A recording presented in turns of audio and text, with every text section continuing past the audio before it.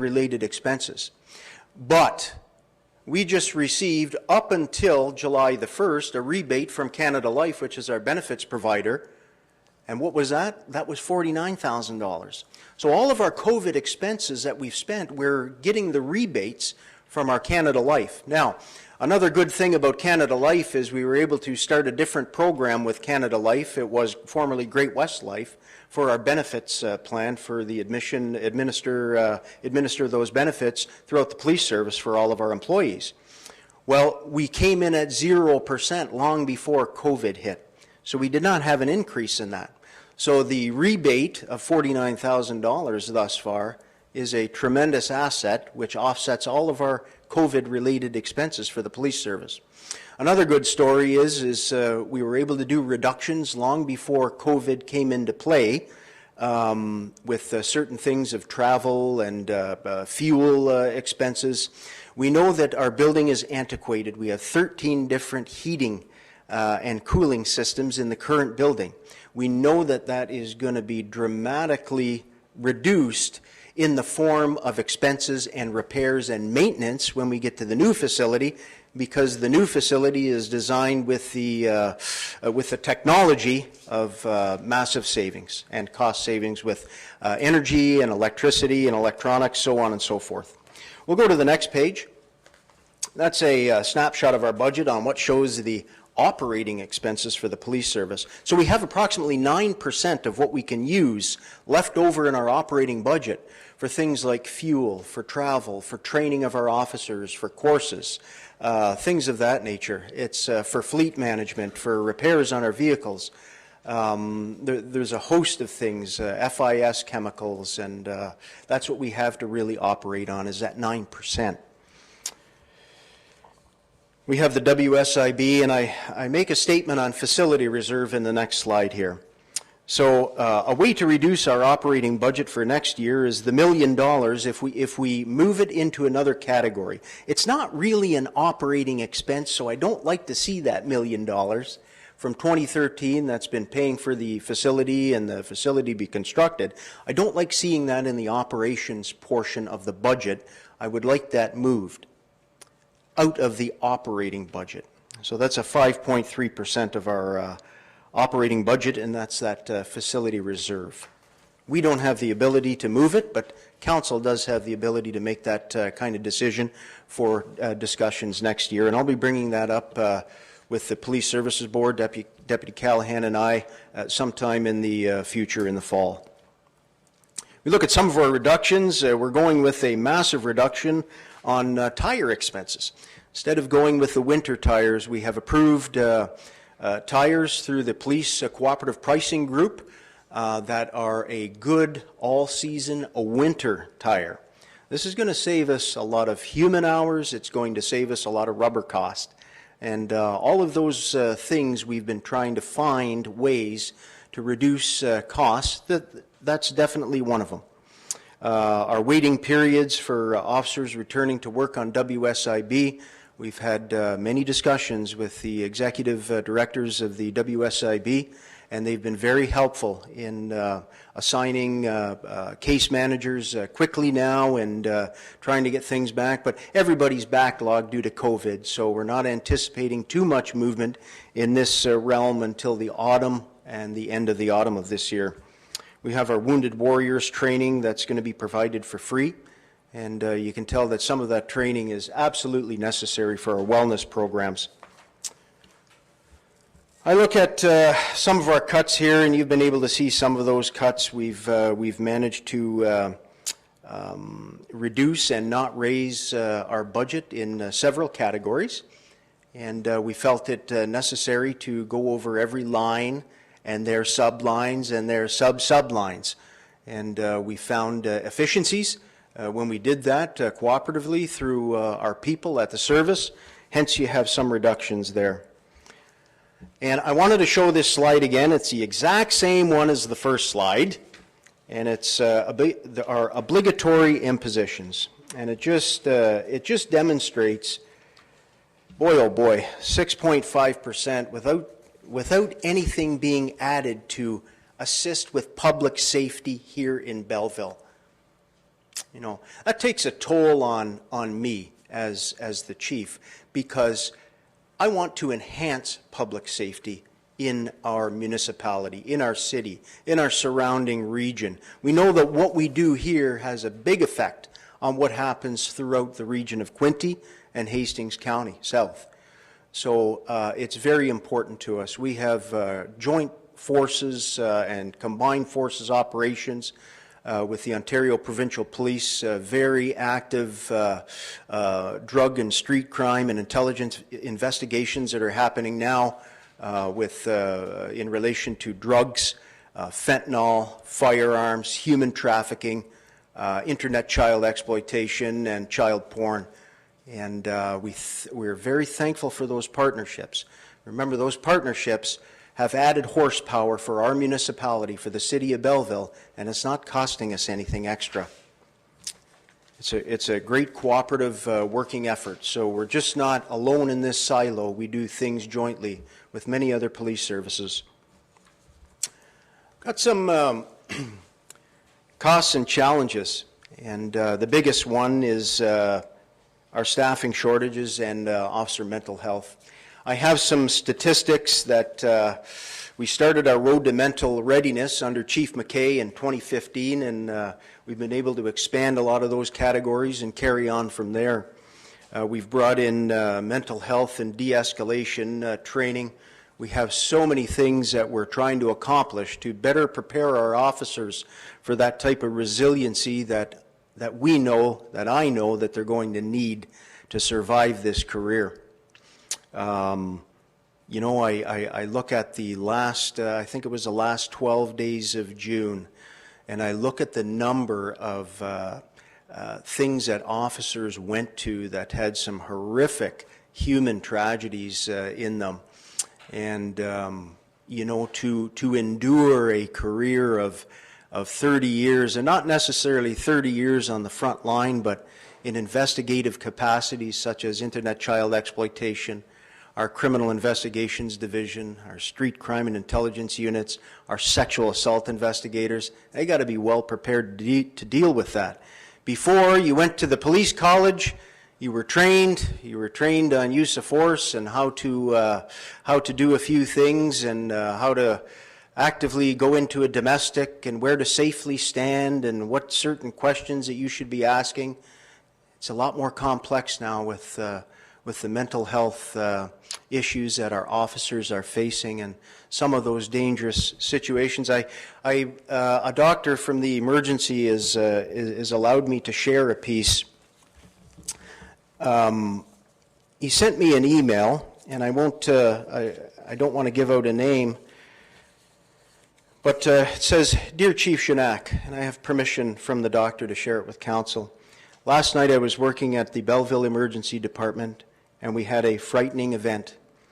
A person with mental health issues became agitated and brandished a knife in a threatening manner towards hospital staff. Police attended quickly, and the police officers calmly de-escalated things, and it ended peacefully."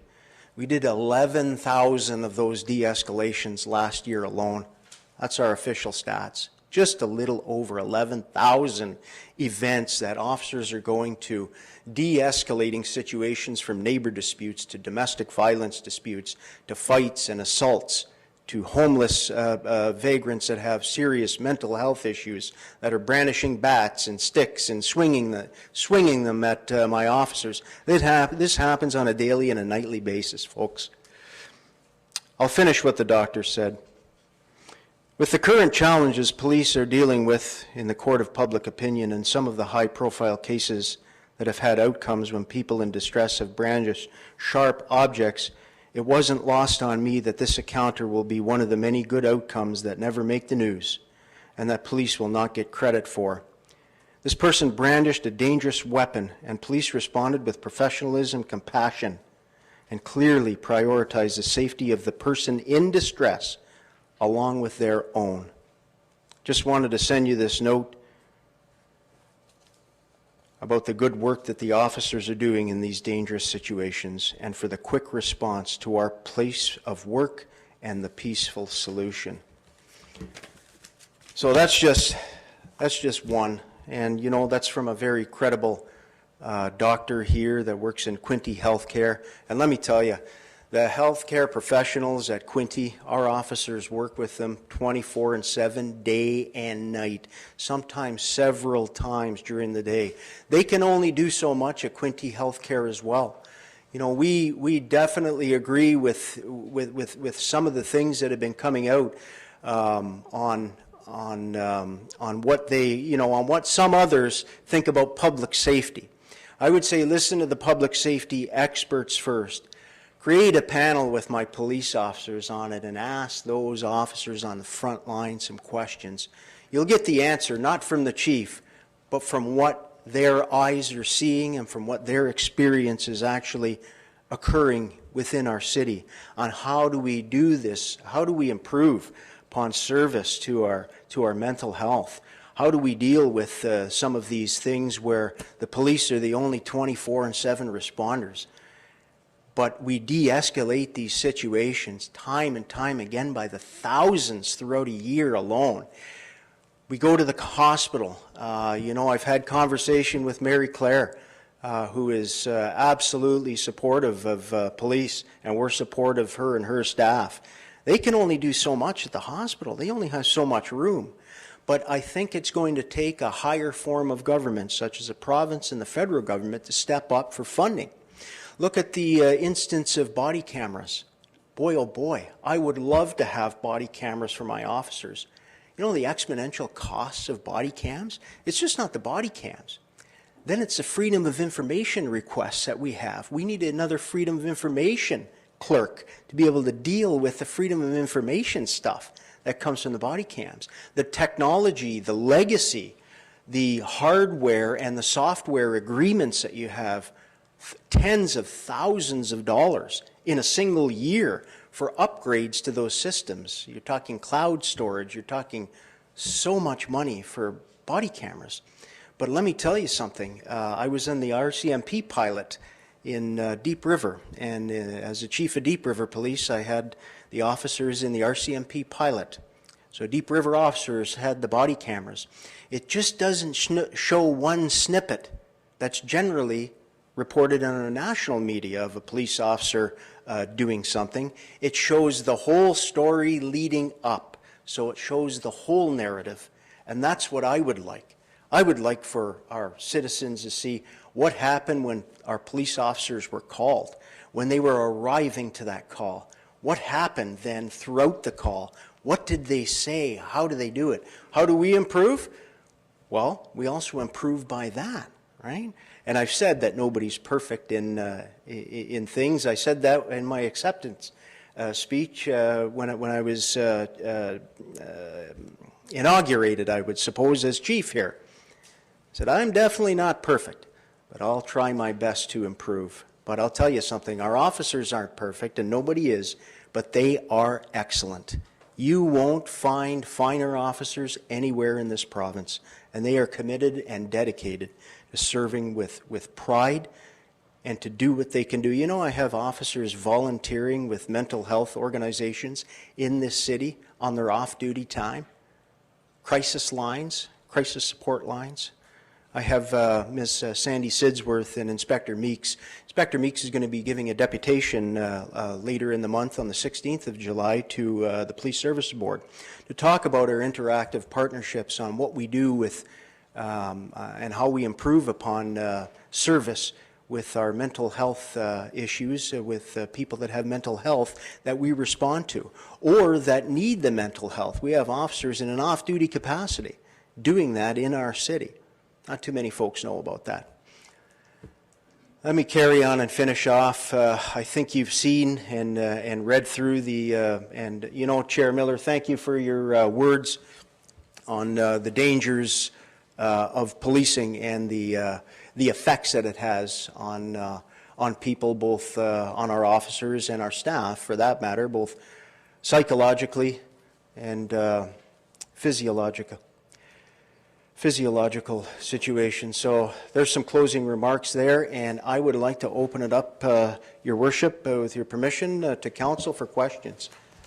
Thank you very much, Chief, for the presentation. And we have about 15 minutes that we can use for some questions and some comments and some dialogue. And so I'll recognize my colleagues.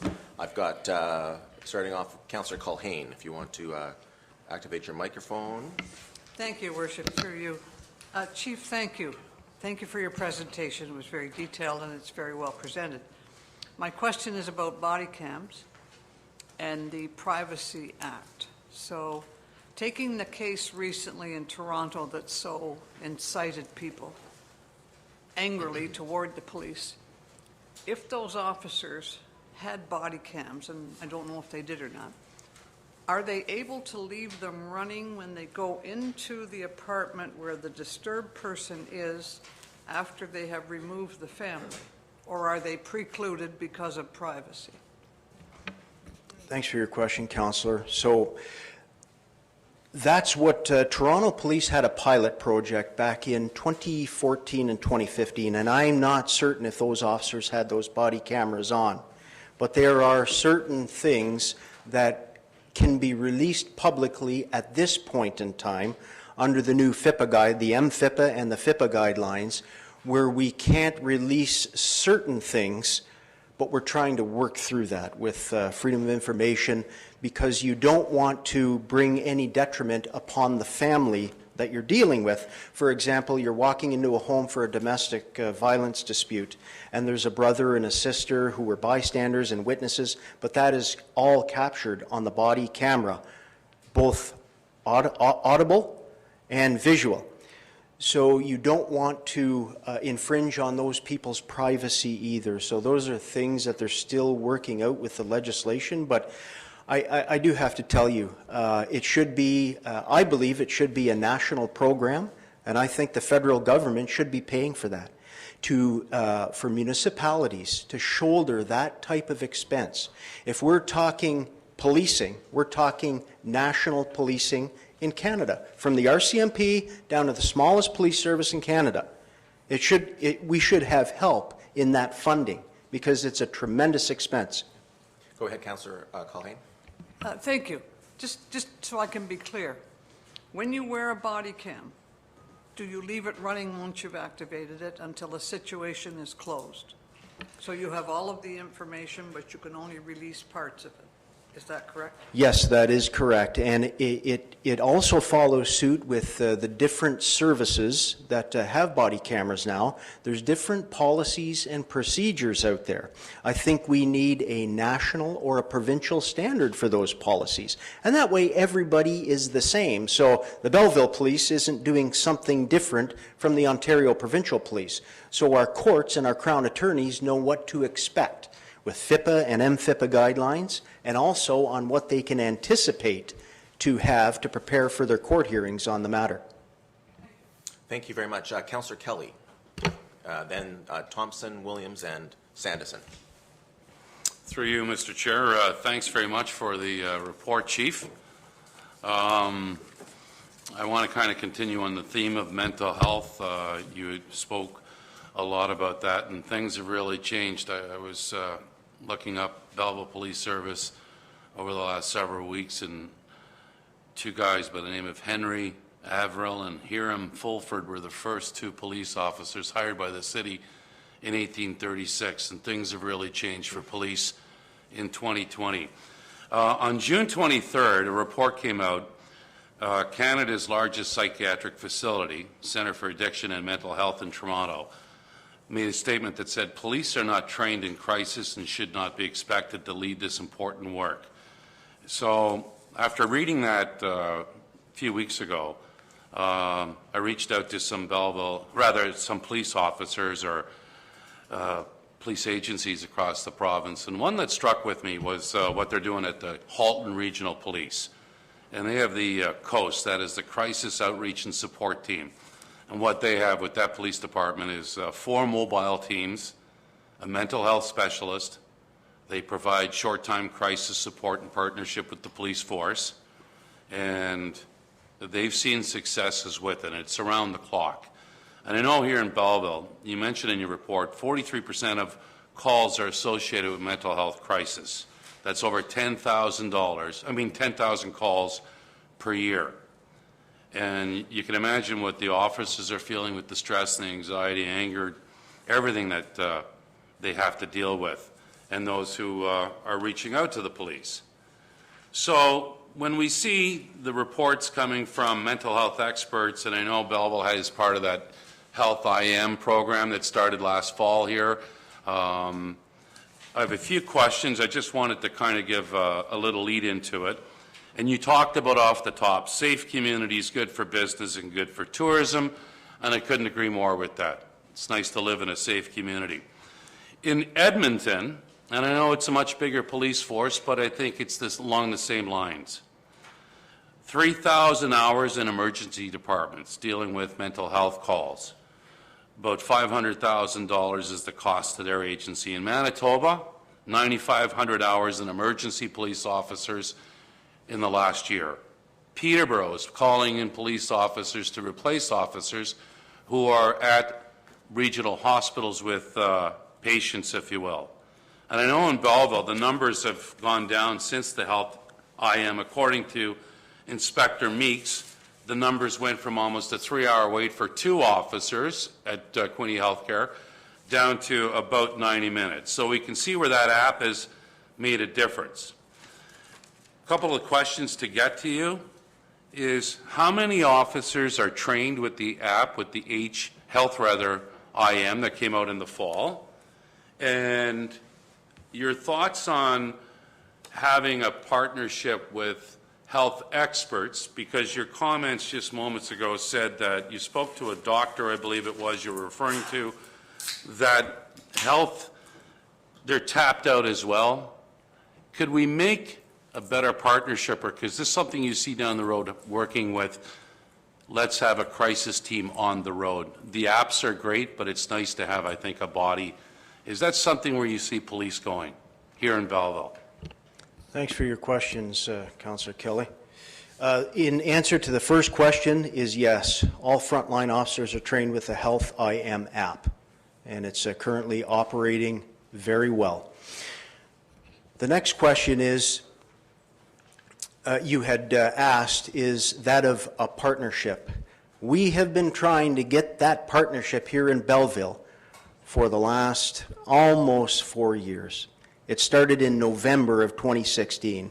So it got as far as meeting with the Minister of Health. We had Inspector Meeks part of a police working group that met with the Minister, that we had tried to bring a pilot program here to Belleville where we had mental health crisis workers, at least one to ride along with our officers and deal with the mental health calls for service. You see, because you look at the mid-90s, what had happened is institutionalized persons and persons who were being cared for were put out on the street to manage themselves to a great extent.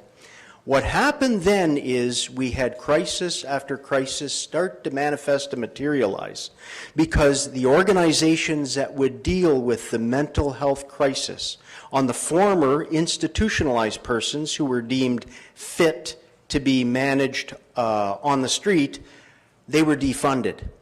So where did all of the mental health calls for service get shifted to? The police services, because we became the only 24/7 mental health crisis response on the front line. Who do you call? You have to call the Belleville Police here in Belleville. There's no other numbers in a telephone book or online to call. And then the Belleville Police have to deal with that incident by the thousands. And the 43% is a national statistic.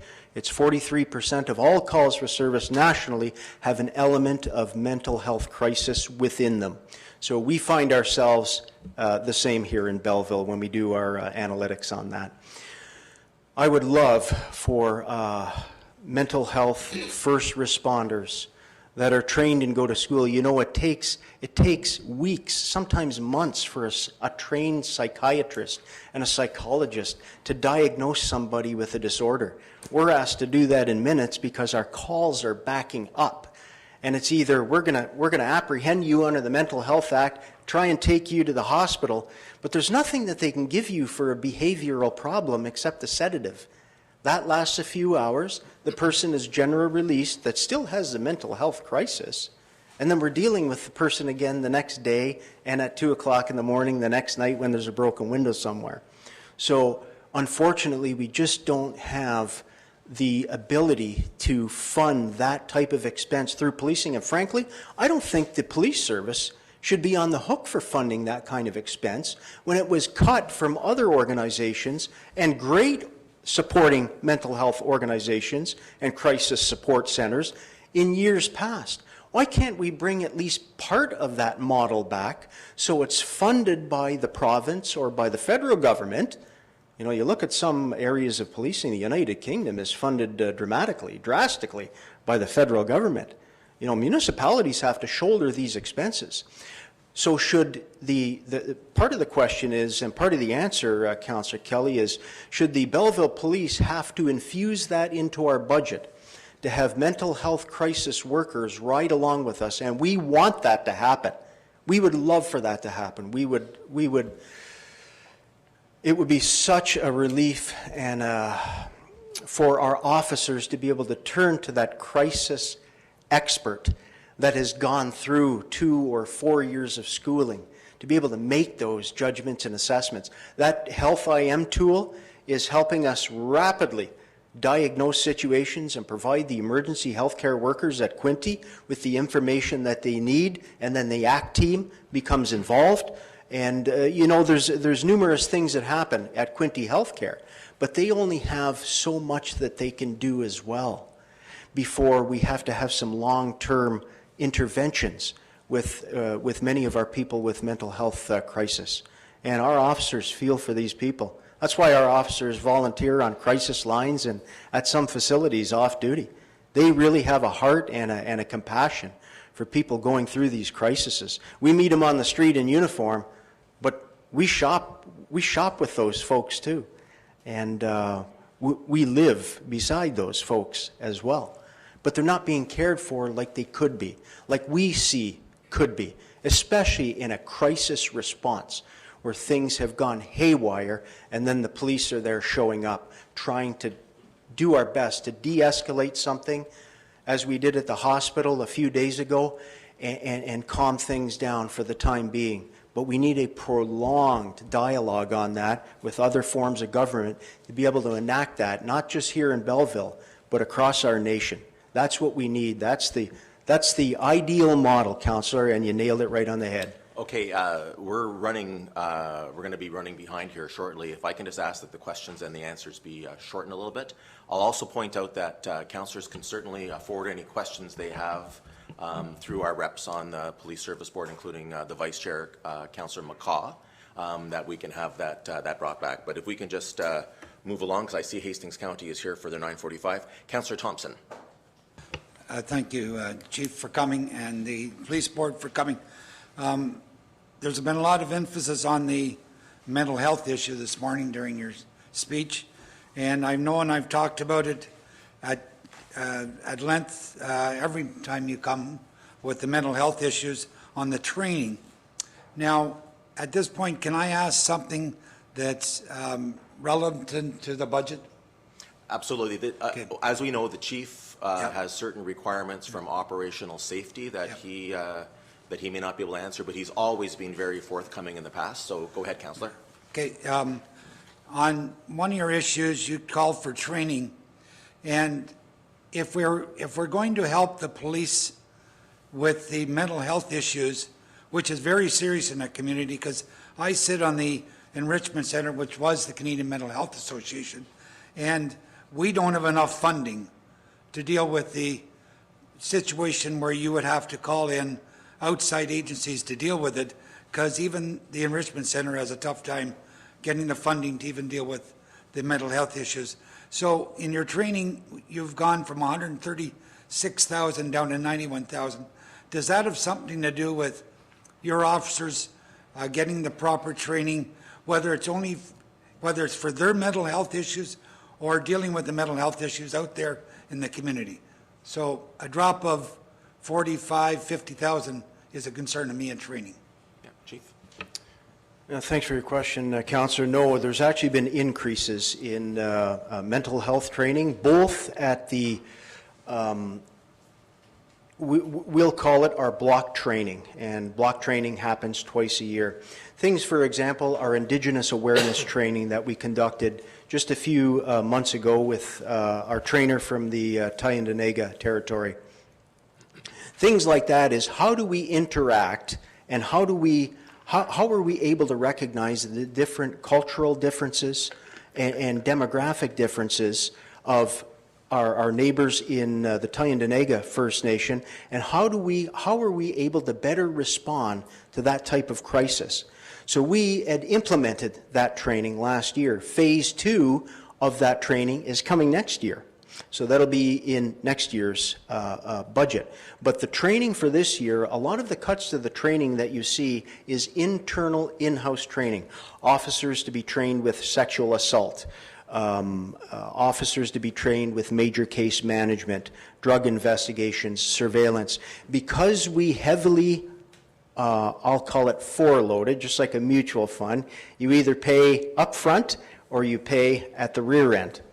We wanted to pay upfront, and that was our plan for training and courses since 2017. So in 2018 and 2019, we dramatically increased our course attendance to have our officers trained to the levels that we knew that we were going to have to provide for officer transfers, for officers moving into different units over the 2020 and 2021 period. That's why the training was cut. For mental health, we have free courses, as you've seen. The executive director for the Wounded Warriors Canada called me again last week on additional courses. This one specifically for Belleville, our wellness and trauma support team, is called Before Occupational Stress. So it's going to further train the officers and our staff members at the service on how to recognize the signs and symptoms of post-traumatic stress, on cumulative stress, operational stress injuries, before they manifest into an officer going off duty. So that is occurring this autumn. It was supposed to come in March or April, but due to COVID, everything was pushed back. That's a free course, and they're coming to us for that course. So things of that nature are being done here to better prepare our own officers and our civilian staff to endure and have the resiliency that they're going to require for the years to come. Thank you. One final question. Yes, and shortly, keep it brief. quickly, please. Is the police commission, the board, lobbying the governments to look at other avenues for help for the police association with the mental health issues and bringing them in? So are you lobbying? And I know the council should be also, but I'm wondering if the police commission's lobbying. Thank you. Yeah, the police services boards, and Chair Miller can speak on this. They have they have many meetings and regional meetings and provincial meetings that our board members do attend, and I know Chair Miller attends some of those meetings. There's an active dialogue across this province about that at the Ontario level of police services boards. So I know these discussions do happen. I don't go to all of those meetings. I go to very few. That's generally for board members. I've been a guest speaker at some prior to this, but I know those discussions do happen at the provincial level, but that would be better answered by the Police Services Board. Right, thank you very much, Chief. Councillor Williams. Thank you, Your Worship, and thank you, Chief. I echo a lot of the sentiment here around mental health, and I think it comes down to manpower, the amount of people you have officers in and the amount that are off. You have mental health you're dealing with as well, I believe, in the force. But I'm going to talk about numbers just strictly for a minute. We're dealing with budget today. Budget last year did come over, so we set a budget last year. Ended up a significant amount, about $740,000 over budget. When I look at the numbers, it does seem to come down to manpower. It is, I imagine, would be overtime. Is that what we're running into last year? Is it because of shortages? What was the overage for about $700,000 from last year? Yeah, unexpectedly, we had several more members that had gone off duty due to medical reasons. And when we have that in certain positions, we do have to backfill. And some of that backfilling comes directly from overtime. Some other expenses are as a result of training. So we have tried to have fallback and alternate plans for training. As I said, we fore-ended it in 2018 and 2019, but there's certain things that we can't anticipate or forecast, and that is perhaps somebody going off on a medical leave for a sustained period of time with no fixed date of return. That's the type of things that the deputy and I and our exec team try to manage through. But those replacements need training, and they need training fast to be able to assume the position that the person just vacated due to a medical leave was doing. So not only do we have the immediacy of the overtime on trying to backfill those positions, we have exorbitant training costs where some of the courses are 3 and 4 weeks long. Some are 2-tiered courses where they will attend the Ontario Police College for 2 weeks, have to do a period of on-the-job experience, and then return to the police college for phase 2 of the training. All of this has to happen with these people. So when we backfill a position, even on the front line, we need that officer to be prepared to deal with that position they're entering into. And sometimes that does come at a great cost, and that was, by and large, a good reason for why you've seen that increase at in the 700,000 plus, was because we were reacting to things that we are mandated to provide here under the Police Services Act and under the provincial adequacy standards. I just can't throw anybody into a position. They have to be properly trained and certified to do that type of work. So that therein lies part of our problem.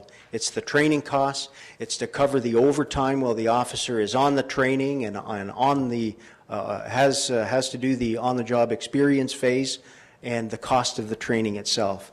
It is quite costly to backfill with overtime. Thank you. Okay, thank you. And do you foresee that? One more, and then we've got to move on, because again, it's 10 o'clock now. And one of the options we have is we can ask the chief to stay following the Hastings County presentation. Okay, well, I'll follow up with one, and then I want to close this off so we can move on. Again, I just encourage everybody, you can communicate to Councillor McCaw, follow-up questions, and she can get that information for you. Go ahead, sir. So I think and I guess with COVID this year, and I guess increased calls, when we set a budget this year, I guess, do you foresee with certainly certain of the things we have, and then certainly some of the things, say, Councillor Kelly had asked for, with, looking at mental health and crisis and everything else, I guess the two-part question is, are we going to be able to, is this budget going to hold this year? And number two, if you need funding, if you need help, is that something that through the Police Service Board and Chair Miller you could look at, or through council, we can assist in lobbying the provincial or federal governments for funding, meaning that you're getting help you need in terms of manpower because of mental health that's being dealt with in the force, but also in the community. And I guess looking at this, are we going to keep the budget? Are we hold on this year, or do you think setting the budget we still have perhaps perhaps we might see an increase this year over and above the budget we're setting, just like last year? I think our budget this year is going to come in very close to the figure because of it's a tremendous savings for us, believe it or not, going through the COVID exercise. We worked 24/7 through COVID. There was no work stoppages. Our officers, we had officers and staff that were remotely, we had some civilian staff remotely working from home, hence the additional cost there. But as I said, the offsets, because of COVID, fuel is a tremendous expense for us. Fuel and fleet and motoring back and forth to the Ontario Police College down there in Elmer, Ontario, and the different places that our officers have to go for courses, we haven't been spending that money. So we have not been spending a lot of our allocated budget positions this year. We don't think that we're going to be able to spend that money before the end of the year. We don't think that they're going to reenact a lot of the courses that were canceled from February until August. And even then some, we believe, they're not going to run the courses. So that was a large chunk of our budget, was training, courses, fuel, travel. So there's going to be reductions in those categories, and I think that will offset any and we're under budget as compared to last year with our overtime expenses at this point in time. Quite a bit under budget. So Thank you, Chief. it's a good news story. Thank you. Councillor Sandison. Thank you, through the chair. So the police services budget is one of the biggest ticket items in our budget. So I think it's only fair that we take the time to go through any questions that council members have at this time. So Councillor Williams touched on the same question that was in my mind in terms of the budget performance. And if you go back a number of years, you'll see that each and every time the budget has been exceeded. So my concern, especially this year, that we're in June and we're making the call on the budget. My concern is that we are, if history repeats, we're likely to go over budget. And so with that as sort of a backdrop, I'm not really looking for an answer as much as going forward. I think I would recommend that we put a hedge in the budget for those unseen or unforeseen things, because they seem to happen fairly regularly. I mean, they're different in nature, but they happen quite regularly. And then, so in terms of, and I think I speak for all the council, we have the utmost respect for yourself, Chief, and for the entire force. We know you go above and beyond, and so does your team. And so for me, that sort of tells me that you're reaching the maximum in terms of what you're able to accomplish with the resources you've got. And that's very much shown in our budget, which, the entire expense has got nothing to do with adding service or increasing public safety.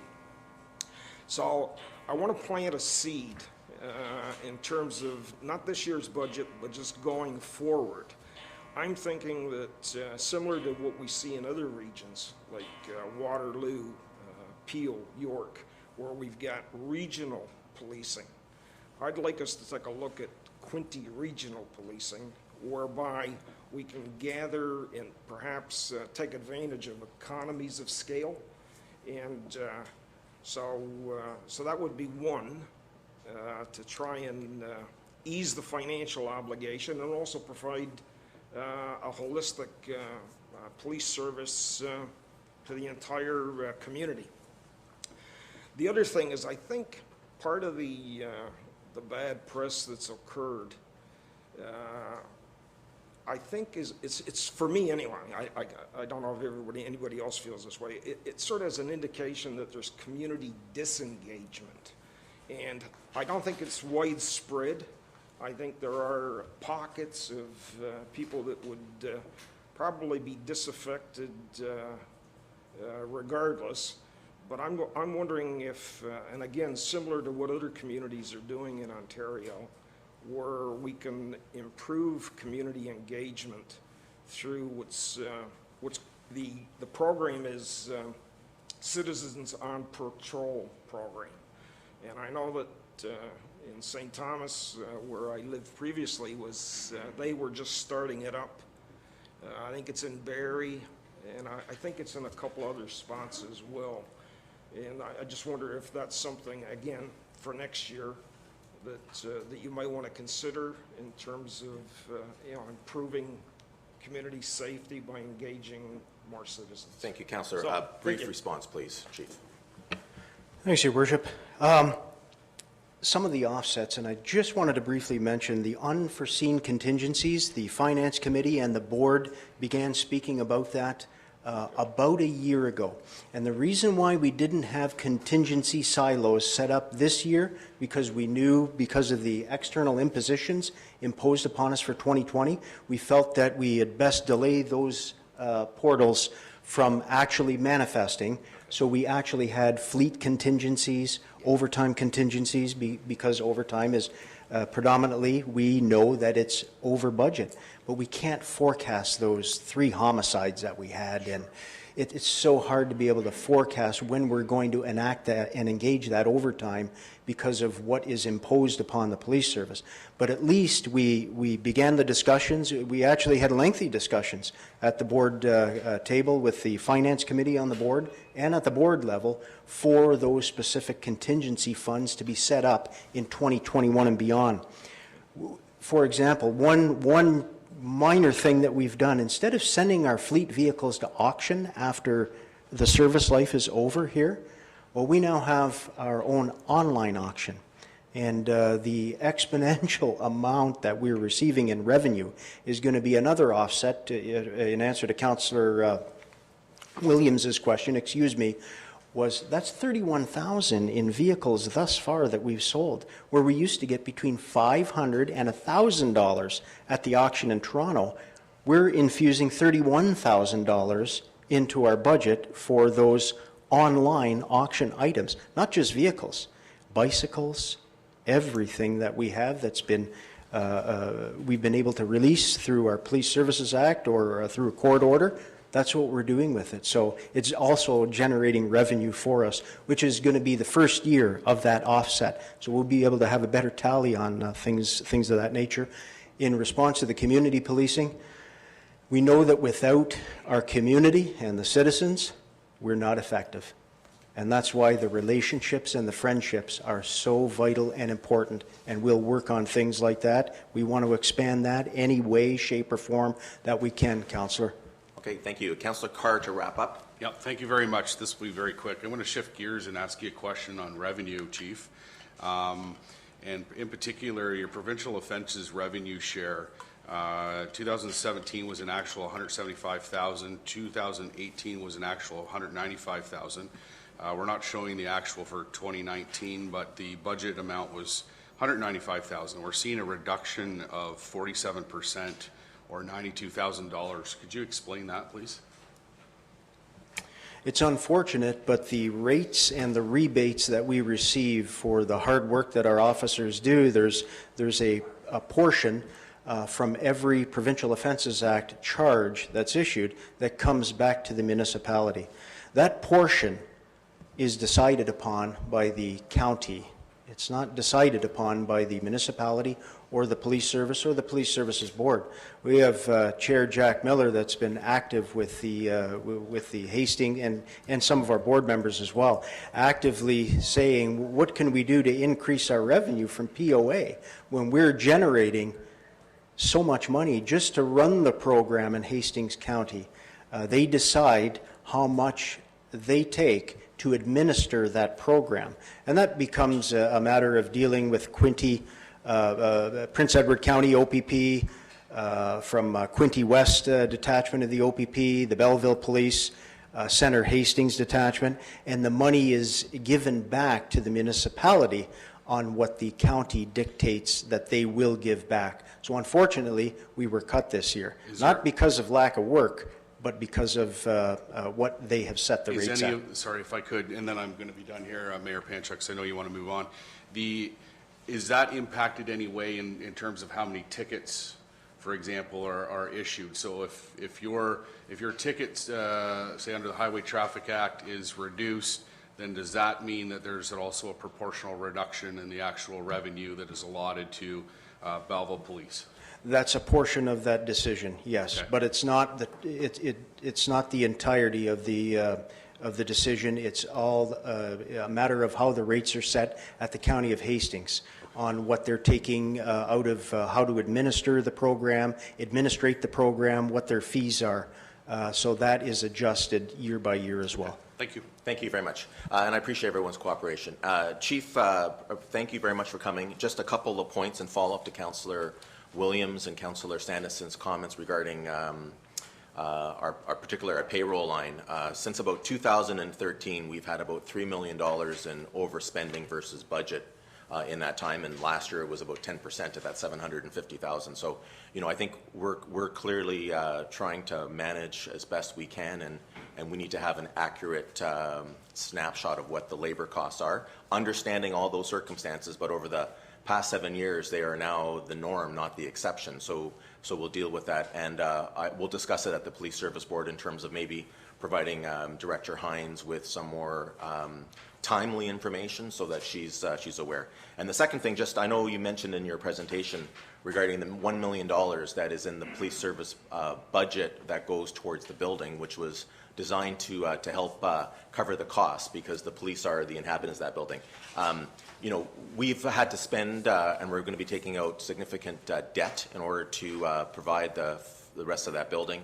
And under our current debt policy, now council may be amending it at the July 13th meeting, but under our current debt policy of a 15-year amortization period, that means that our annual payments of principal and interest would be $1.5 million, not the $1 million that is being in the budget, but $1.5. Should we be able to revise our debt policy going forward to use a 25-year amortization period, that would drop those payments to $1.044 million per year.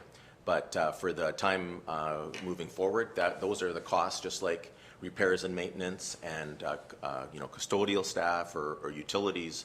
Those are the costs of having the building, and I'm expecting that they would still be in there. But we appreciate your submission on that, and I just wanted to clarify that for people who may be watching from home. Again, I would be remiss if I did not express through you to all the members of your service, both civilians and our officers, our gratitude. With 24,000 calls, I think is what you said for service in 2019. 24,300 emergency and RMS calls, yes. So not contacts. That is a huge workload, and it reflects how busy we are, and it also points out the very few issues we have throughout the year. So we want to express our gratitude, our appreciation, and thank you for being here. With that, I'll ask for a resolution that the presentation by Belleville Police Chief Ron Gignac regarding the 2020 police budget be received and referred to correspondence item 7.2 and operating issue number D1-2. Moved by Councillor McCaw, seconded by Councillor Kelly. All in favor? Carried. Thank you. Thank you, Chief. Thanks, Your Worship, and thanks, Council. Appreciate it. If I can call Hastings County folks forward, please. I know we have the warden, Mr. Phillips, is here, and I'll ask him to come to the podium. While he is doing that, I point out again that members of the public are permitted to attend today. We do have some seats. We must control the numbers, but we have them here. Warden Phillips, it is wonderful to see you. Welcome. Good morning, Mayor Panchak, Council, and staff of the City of Belleville. My pleasure to be here this morning in City Hall to bring greetings on behalf of Hastings County Council and our staff. It's comforting to know that in these challenging times, we as a county have partners like the City of Belleville, the City of Quinte West, as well as the County of Prince Edward. The issues that we have faced together in these recent months have mirrored those of many across our province and indeed around the world. As councils and staff, we have remained united to serve the people that we represent and to ensure that we provide the best care that they need, require, and deserve. Together as councils and staff, we have answered the call when our frontline workers needed us the most. We could not have achieved what we have without the partnerships of each other. Hard decisions have and continue to be made, but always with the best interest of those that we serve together. As I like to say at our county, we are strong today. We'll be even stronger tomorrow. I want to thank you very much again for allowing our county to be here today, and I'll call on my CAO to start the presentation. Thank you very much. Good morning. Good morning, Your Worship and members of Council. It's a pleasure to be here. My glasses keep sliding off with the mask. It's a bit of a challenge. I'm sorry that the Chief has left, actually, because we need to clarify a number of things that he's just given you in terms of information that's not correct. And we'll do that in our presentation, if that's okay. Yes. It's important for you to understand, POA and POA revenues. And I'm sorry that he's gone, but someone can take the message back, or we can talk to them.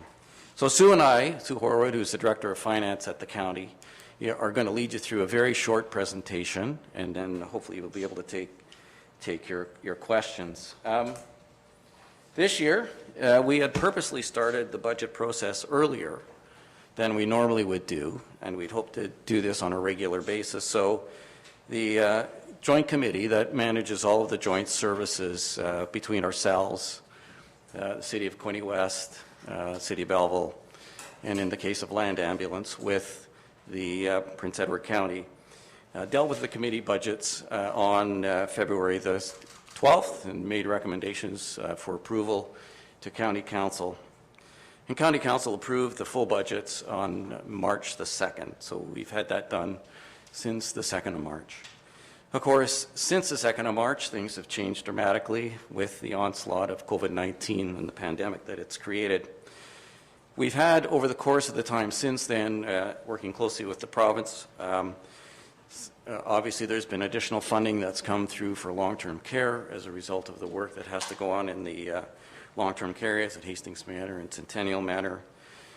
EMS has been tremendously busy. Our land ambulance business has actually been working on COVID-19 response the longest of any operation in the country, because you'll remember back in February when the first flights from China started coming back and we were repatriating Canadians. It was Hastings Quinte EMS that were at the base and working with the military and the province.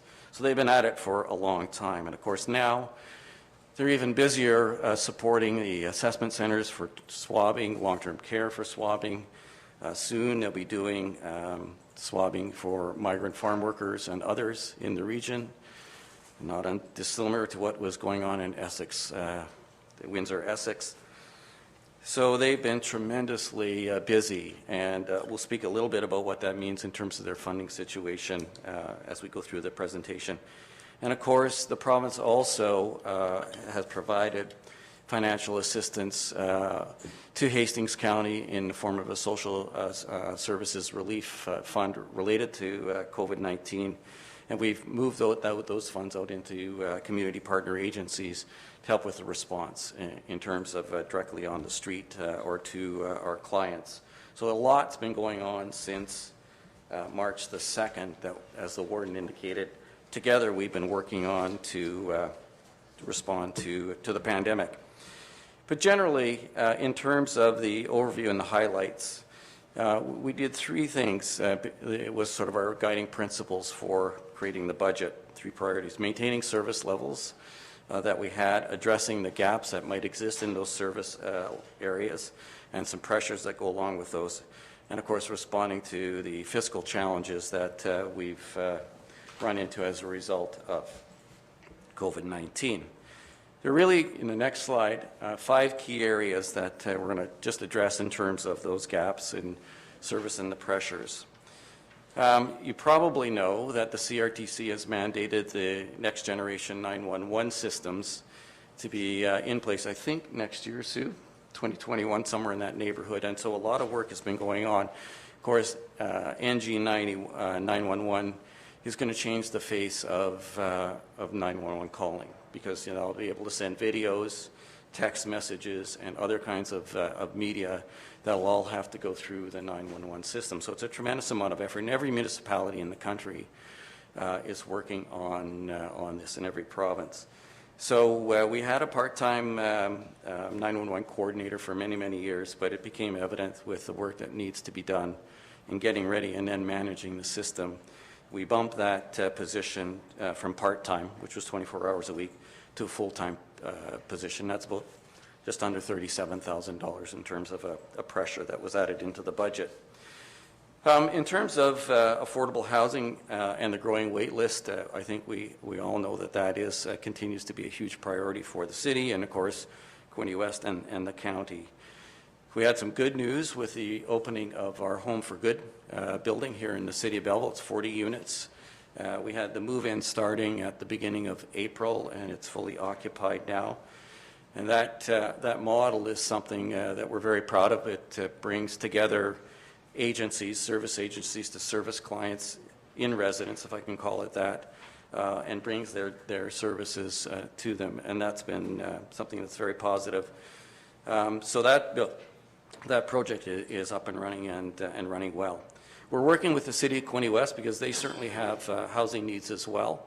We're working on a particular project at College Street. It's an old school that the city is purchasing, and the county is supporting that.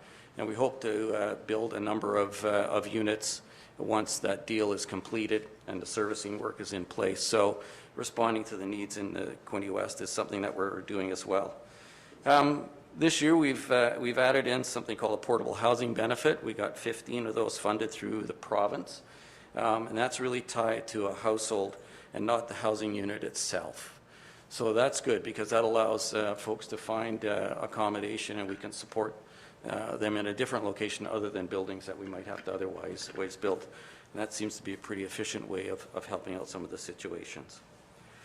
The third area, as you know, is in our facilities department that we created a couple of years ago to help us manage all of the buildings and the operations that we have across the county, putting in proper maintenance programs and operations. So we've added some funding into that. It affects specific departments where those buildings might be located, and those departments added in some additional staffing hours for maintenance in seniors units. We needed to do more there. The total of all of that is about $115,000 annually, so helping out the facilities department and direct service into our seniors units. The two biggest areas have been and are in the EMS world, in the EMS business, and in long-term care. Two critical pieces of work that we do. And as the slide says, the aging population and call volumes combined together put a huge strain on our paramedic service, and we've been looking at this for quite some time. We actually, before we came to committee this spring with a proposal for additional ambulance and staffing, our EMS folks went through 2 years of looking at other mitigation strategies to try and contain it. And unfortunately, we did all of those things, but the pressure was still there. So as a result, we've added in a new full-time 24-hour, 7-day-a-week ambulance and staff that. The cost this year, which is being covered through our reserves for this year, our share is $663,500. Next year, the province will pay their 50% share, but we have to carry that ourselves this year. So that was important for us to do. Call volumes, as you know, those of you who are on the committees will know the call volumes that's happening with in Doug's shop and Doug Saka's shop, and we finally had to respond by adding the vehicle. The second major service area is in long-term care, and I think we are all familiar with the state of long-term care and the needs that they have. I must say that I think the committee was a bit prescient in thinking about how we provide additional service to both our manors. And I have to thank Councillor Sanderson, who actually brought a motion forward at committee to support additional hours at Hastings Manor. And we'd already had built in some hours for the additional, and I'll talk about those in a second, for Hastings Manor and Centennial Manors, but at budget we added more. And I think given what happened since March the 2nd, it was a very wise thing to have done. So at Hastings Manor, we've added 14,014 additional hours of care. That's really for PSW hours and RPN hours.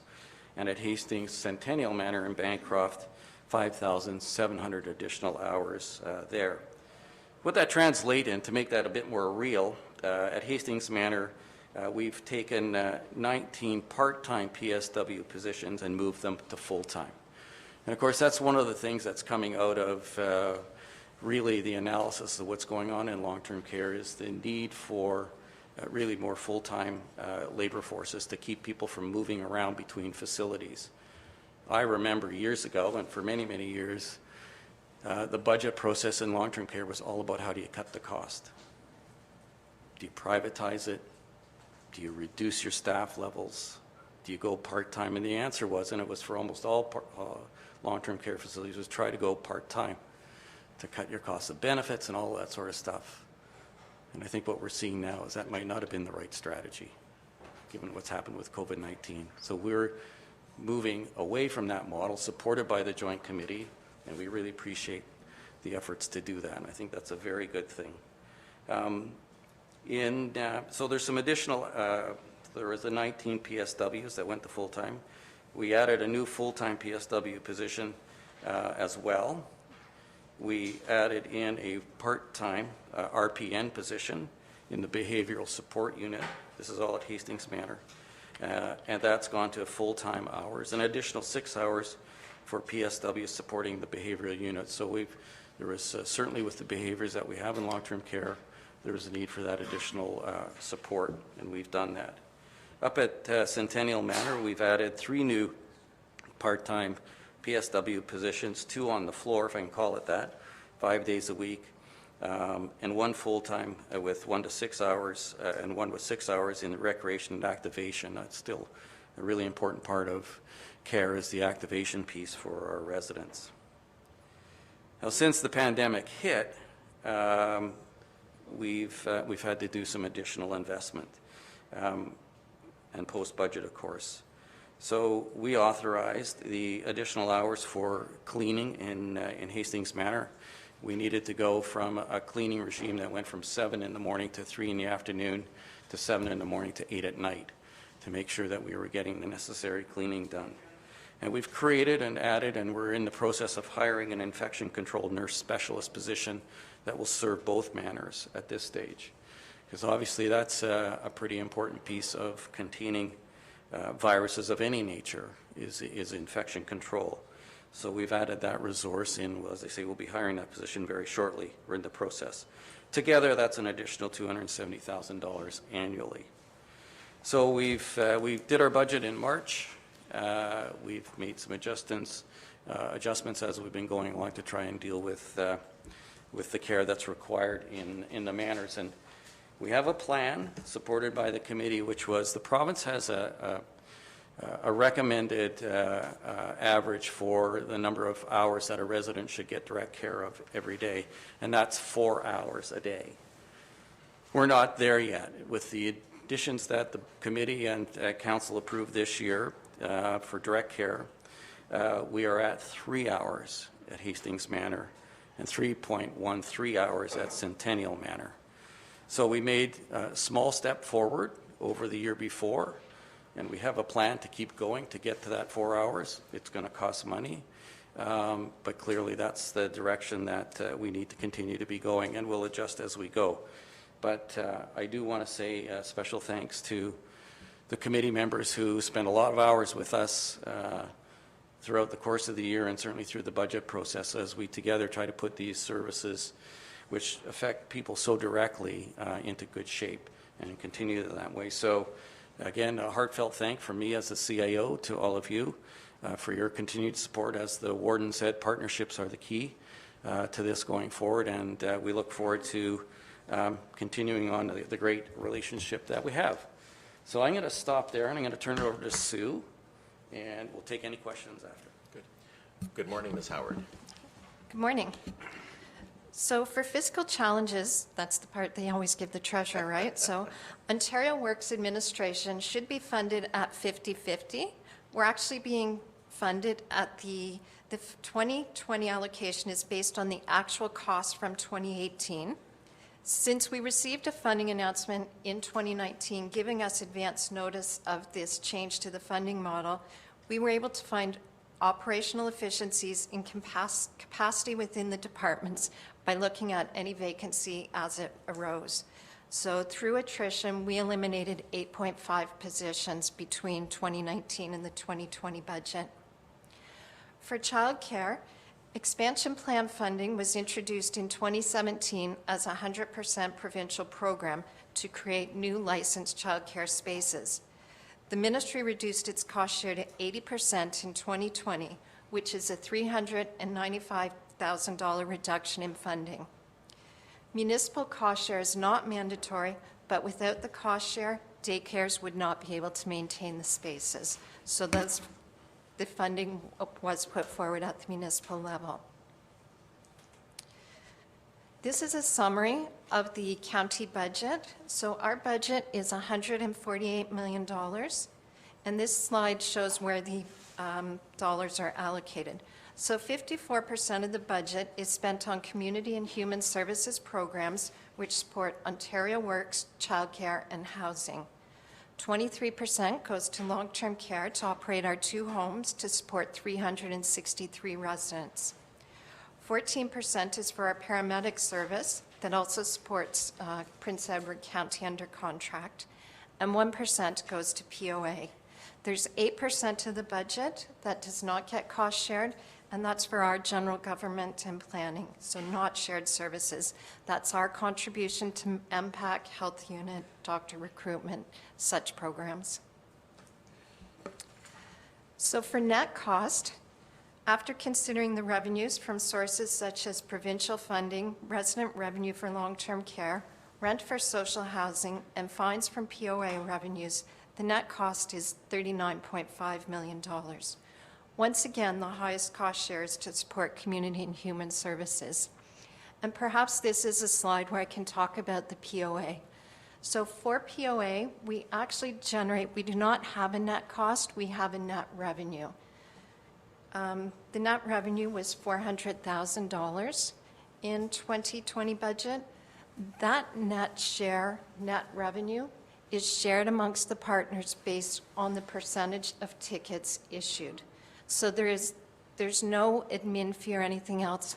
The costs between 2019 and 2020 were less than a 1% increase. So the decrease in the budget is a direct result of a decrease in provincial revenue. So to be clear, we only administer the provincial offenses fine. We have no mandate over the enforcement agencies and the number of tickets that are issued. I should say that I understand that the decrease in fine revenue was consistent across Eastern Ontario, talking to our partners. That's correct. There is a joint committee with partnerships from Belleville, Quinte West, and Hastings County, and that is a cost-sharing formula that's been used since the inception of POA. The final slide, this is the shared services, how the budget is shared amongst the 3 partners. So the cost of $33,680,000, Belleville pays 42% or $14 million. The cost share varies amongst the different joint services. So for the most part, for community and human services and EMS, it's based on weighted assessment. POA, we just mentioned, is ticket revenue. For long-term care at Hastings Manor, the Belleville share is based on the number of residents in the manor. We do not determine who is admitted to the home, so we don't control that. And at Centennial Manor, Belleville pays based on the weighted assessment for the former, for Thurlow, and the Quinte West annexed assessment. That concludes our presentation, so if there's any questions. Thank you. Thank you very much for being here today, and again, to everybody, we appreciate their cooperation and flexibility during these very trying times. Colleagues, any questions or comments there? I'll recognize Councillor Culhane, and again, I'll ask everyone to keep it brief so that we can stay on schedule today. Councillor Culhane. Thank you, Your Worship. Through you, Mr. Pine, Ms. Horwood, thank you for your presentations. And as I sit on the committee, I'm all too familiar with your struggles to deal with the money that you're allocated and the needs of the community. I have one question. When I started in 2006, my first exposure to such a committee, if I'm correct, the wait time at the time for a 1-bedroom apartment, which is what I believe the Home for Good model is, 1-bedroom apartment, the wait time was 4 years. So 16 years later, following the directives that you're given to operate under by levels of government, can you tell us what the wait is now, please? Oh, do you know, Sue, right off the top of your head? I'm going to say 5 for a non-single seat. Yeah, I think it's at least 5 and maybe a little bit higher, but we can get to that exact number from our director from Erin Rivers. You're quite right, that time has grown, though, in terms of the length of time. Respectfully, I believe the numbers, at least what I was given when I asked the last time, was at least double that, but Yeah. thank you. Yeah. Okay, anyone else, questions or comments? Councillor Thompson. A quick one. Sue, you talked about 8.5 positions being not filled. Are those positions eliminated, or so they're not going to come back in 2020 or 2021? No, they've been removed from the complement. We've cut them. Okay, thank you. Councillor Williams, followed by Councillor Kelly. Thank you, Your Worship, and thank you very much for the presentation. I know you commented on having a budget ready in March, and now we're beyond that.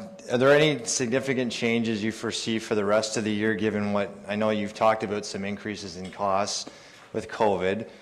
Do you see anything else coming out of that, or do you think we're going to be able to hold the line on the rest of those budget items? I think Sue can add to this, but I think we're in reasonably good shape. Going forward, the province has come through with some additional funding in the key areas. For instance, a good example is in the addition of our community paramedicine program. Early on, it became clear that our community paramedic operations that we have built into the budget are for 24 hours a week. We recognized that that was not going to be sufficient to deal with the pandemic crisis. So we made a pitch to the Ministry of Health and the province for additional funding to get to 500 hours a week of paramedic services, and they've come through.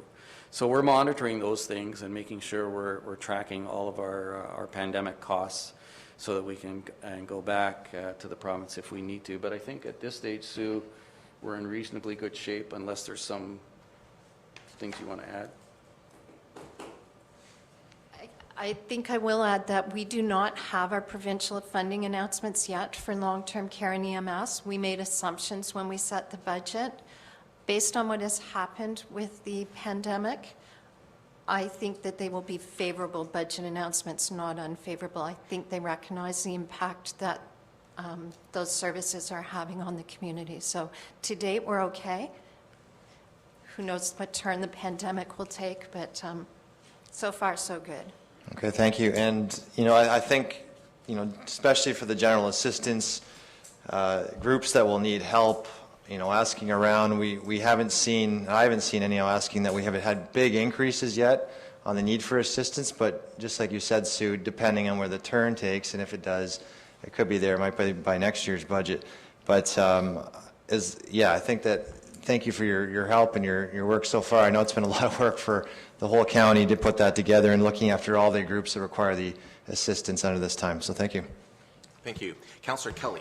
Through you, Mr. Chair. First of all, thanks, Jim, and thanks, Sue, for the presentation. My question is just dealing with the family physician recruitment program. It's been 14 years now at the county. 18 doctors have been signed. You give a 5-year deal, $100,000 to help with their expenses through university, and that certainly helps out Belleville families and Belleville physicians as well. Out of the 18 doctors signed, how recent is that number? Over 14 years. Just want to get an update. Is it lost interest? Is it a struggle, or has it been successful? No, it's actually been continues to be active. We're actually looking right now for some additional support for the southern part of the county. I think the last one we signed, Sue, might have been a year and a half ago, but it has been tremendously successful. And it's one of those programs where when we started back in 2006, we thought if we'd been successful in getting a family physician or resident to sign on, we would have done, a good job. But 6 months into the effort in 2006, I recall, we needed to go back to council and said we need more money because we now have 4 that are interested in coming, and we had a tremendous more demand for it. So it's been very successful. It's been one of those programs where it's the resident of the community and really the businesses as well who have profited or benefited from the support. Having primary health care is critically important to the welfare of the community itself and to the individuals. So it's been very successful, and it's been mirrored here in the city and in Quinte West, but really across the province and other parts of the region. It's been a good investment, I think, and County Council wishes to continue to do that. We'd hope we get the needs done, but just like everybody else, a physician, every year they're a year older, and you can start to predict when they'll probably scale back their practice or retire. So it seems to be an ongoing effort. But I think it's a good one, and it's great that the city is doing the same thing, because there's a lot of people who need the support. Thank you. Thank you. Before I call on Councillor Culhane for a second question, does anyone else have on the first round? All right, Councillor Culhane, and then we're going to move on. Go ahead, ma'am. Thank you, Worship. I'll be quick. Mr. Pine, the provision of health care services is the mandate of the provincial government, is it not? Generally speaking, that's So correct. we should not be in a position municipally or through the county of having to pay to recruit our own physicians. It would be very beneficial if there was provincial funding to do this, but like some things, you just have to do it as a local community or a group of communities. We make the case, AMO makes the case, that it should be provincially funded, but in the absence of that, we get together and do that. I have yeah. no quarrel with the method. I realize we have no alternative. I just want to say for the people watching, it is not our municipal or county responsibility to provide health care services. It is a provincial responsibility. Thank you. Thank you. All right. Mr. Pine and Ms. Howard and Warden Phillips, thank you very much for coming today. The county provides a number of services for our residents, and we certainly have appreciated it. We try to cooperate with you, particularly this spring, dealing with this COVID-19 episode. And I just want to pass on behalf of all of us on council, appreciation to you and your team and all of your employees for those important services that are provided for our community. COVID-19 has taught us a number of things, including some of the shortfalls or the deficiencies. And what I mean by that is, it's not for lack of trying, it's just that we don't have the resources to deal with some of the needs that the system has. And I agree with Ms. Howard's comments about the fact that the provincial government seems to have recognized that, and we are expecting some favorable announcements, and we are counting on it. And I think that in the long run, that may be the silver lining from the situation. So thank you very much again for coming. Thanks very much. Have a good day. With that, I will ask for a resolution that the presentation by representatives of Hastings County be received and referred to correspondence item number 7.8 and operating issues number D27, D31, and D36. Moved by Councillor Culhane, seconded by Councillor Sandison. All in favor, it's carried. Let's just quickly run through the receipt of correspondence under item number 7. The 2020 Belleville Public Library Board budget, the May 1st, 2020 letter from Trevor Pross, CEO Belleville Public Library, operating issues number D1-1, refers to the resolution that the May 1st, 2020 letter from Trevor Pross, CEO, regarding Belleville Public Library 2020 budget be received and referred to operating issue number D1-1. Moved by Councillor Thompson, seconded by Councillor Carr. All in favor, it's carried. 2020 Belleville Police Service Board budget. Deputation item 6.1 refers to operating issue number D1-2, and the resolution is that the Belleville Police Service Board budget be received and referred to operating issue number D1-2. Moved by Councillor Culhane, seconded by Councillor Kelly. All in favor, it's carried. 7.3, 2020 Bay of Quinte Economic Development Commission budget, June 12, 2020 letter from the Bay of Quinte Economic Development Commission, operating issue number D21, and it refers to the resolution that the June 12, 2020 letter from the Bay of Quinte Economic Development Commission be received and referred to operating issue number D2-1. Moved by Councillor Thompson, seconded by Councillor Sandison. All in favor? It's carried.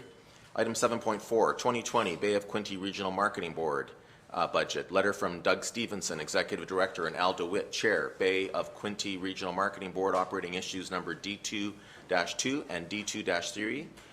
The resolution is that the letter from Doug Stevenson, Executive Director, and Al DeWitt, Chair, Bay of Quinte Regional Marketing Board, be received and referred to operating issues number D2-2 and D2-3. Moved by Councillor Sandison, seconded by Councillor Williams. All in favor? It's carried. The 2020 Quinte Waste Solutions budget, the December 3rd, 2019 letter from McDonough Howell, Financial Operations Manager, Quinte Waste Solutions, operating issue number D2-4, refers to the resolution that the December 3rd, 2019 letter from Madonna Howell, Financial Operations Manager, Quinte Waste Solutions, be received and referred to operating issue number D2-4. Moved by Councillor Sandison, seconded by Councillor Kelly. All in favor? It's carried. 7.7, the Sterling Rawdon and District Recreation Centre. Pardon me for a moment. I missed 7.6. My apologies. 7.6, the 2020 Quinte Conservation Budget. November 4th, 2019, letter from Bradley McNevin, Chief Administrative Officer, Quinte Conservation, operating issue D2-5, refers to the resolution that the letter dated November 4th, 2019, from Bradley McNevin, Chief Administrative Officer, Quinte Conservation, be received and referred to operating issue number D2-5. Moved by Councillor Carr, seconded by Councillor Sandison. All in favor, it's carried. 7.7, Sterling Rawdon and District Recreation Centre Arena Board Proposed 2020 Budget, operating issues number D2-6, refers to the resolution that the Sterling Rawdon and District Recreation Centre Arena Board Proposed 2020 Budget be received and referred to operating issues number D2-6. Moved by Councillor Sandison, seconded by Councillor Culhane. All in favor? It's carried.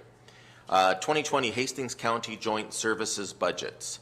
Summary of the municipal apportionment, item issue D27, Hastings Quinte 911, issue D31, provincial offences, issue D32, emergency medical services, issues D33 and D34, community and human services, including social housing, issue D3-5, Hastings Manor, and issue D3-6, Centennial Manor. And the resolution is that the Hastings County Joint Services budgets be received and referred as follows. Hastings Quinte 911 to operating issue D2-7, provincial offences to operating issue number D3-1, emergency medical services to operating issue number D3-2, community and human services to operating issues number D3-3 and D3-4, Hastings Manor to operating issue number D3-5, Centennial Manor to operating issue D3-6. Get that moved. Moved by Councillor Thompson, seconded by Councillor Culhane. All in favor? It's carried. 2020 MPAC funding request. November 21st, 2019 letter from Alan Spacek, Chair, MPAC Board of Directors. Operating issue number D37 refers to the resolution that the November 21st, 2019 letter from Alan Spacek, Chair, MPAC Board of Directors, be received and referred to operating issue number D3-7. Moved by Councillor So what we're doing right now, Councillor McCaw, is we're referring it to the budget, and then we can deal with it at that point. All we're doing is receiving all the reports, putting them in our agenda so that we can properly deal with it then. So moved by Councillor McCaw, seconded by Councillor Sandison. All in favor? It's carried. And then the last report to receive is the 2020 Hastings and Prince Edward Health Unit, the March 4th, 2020 letter from Valerie Dunham, Director of Corporate Services and the Associate CEO for the Hastings and Prince Edward Health Unit. Operating issue number D3-8 refers to the resolution that the March 4th, 2020 letter from Valerie Dunham, Director of Corporate Services and the Associate CEO, Hastings and Prince Edward Health Unit, be received and referred to operating issue number D3-8. It's moved by Councillor Millette. Yes, he's moved it. And Councillor Sandison seconded. All in favor? It's carried. So we'll now go with a motion to go into committee of the whole to hear and consider reports, passing of recommendations and resolutions with myself in the chair. Moved by Councillor Kelly, second by Councillor Carr. All in favor? It's carried. Colleagues, we'll take a break now. I'll suggest that we come back at 11 a.m. Sharp, and we will come back with our items, including the Director of Finance and Treasurer's presentation. Thank you.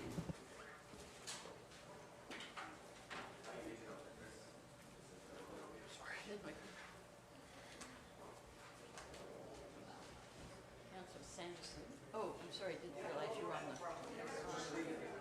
Oh, just reading. I did...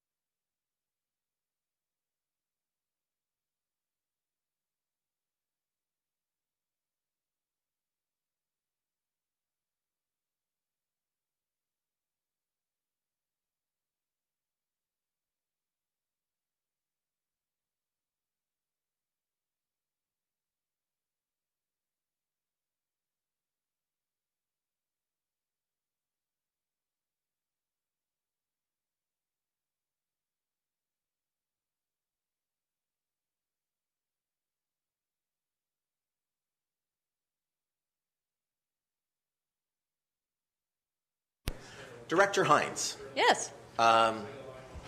it's been a long journey to get here, and I'm sure you are and your staff are relieved. Again, I just want to repeat our gratitude to you and everybody during these exceptional times.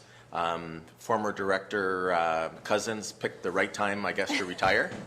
But seriously, you have handled us very well through this, and I want to thank you for all that work, and the floor is yours. Thank you very much.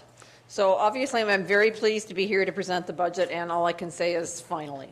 So it's been a very long road with multiple versions and ups and downs and changes, and so we've certainly had to respond to every change, and I think we've done a pretty good job of that. So I'd like to take the opportunity to thank all the managers and directors who worked diligently to develop the issues brought forward in the budget under such challenging circumstances. Thanks also goes out to Brandon and Kyle and finance support staff who are responsible for the documents you have in your budget package today. Your efforts are certainly greatly appreciated. I'd also like to thank the members of the Finance Committee for their understanding and constructive support in the development of the budget. And Brian, yes, if you are watching today, I'm sure you're enjoying your retirement. If you have any questions, just let me know and we'll attempt to answer them as we go. So per the terms of reference for the Finance Committee, the budget is initially presented to the committee for review and comment prior to submission to Council.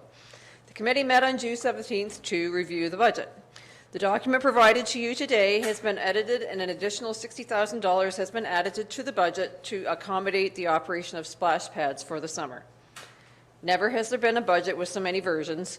A preliminary draft was prepared for the original April meeting, but has been drastically revised many times. Management and all departments worked diligently to reduce costs in many areas. Finance staff also analyzed the budget and were able to suggest further changes to over 150 line items, representing approximately $600,000 in savings. Cuts to spending have been significant in many areas. It is highly unlikely that we'll be able to return to pre-COVID spending patterns anytime soon. I would suggest that it may be fiscal 22 or beyond before we return to previous spending levels.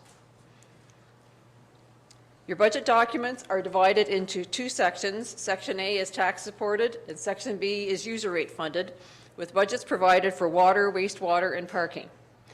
Budget documents consist of your issues summary, issues detail, base adjustments, COVID-19 budget adjustments, which were formerly referred to as management recommendations, but the reference has been changed due to COVID, operating budget detail, and for Section A, tax supported tax rate models.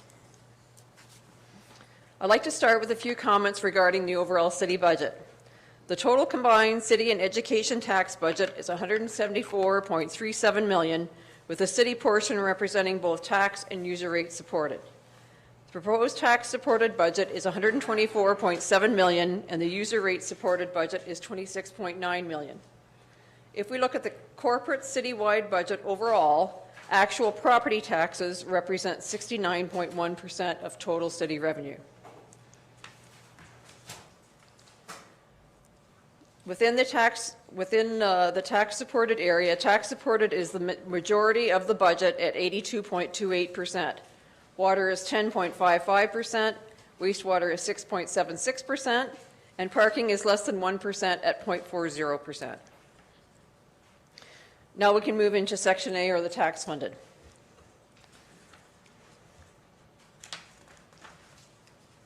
These are my notes here.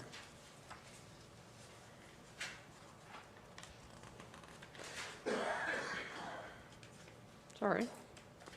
Okay. This slide provides some of the highlights of the proposed 2020 operating budget.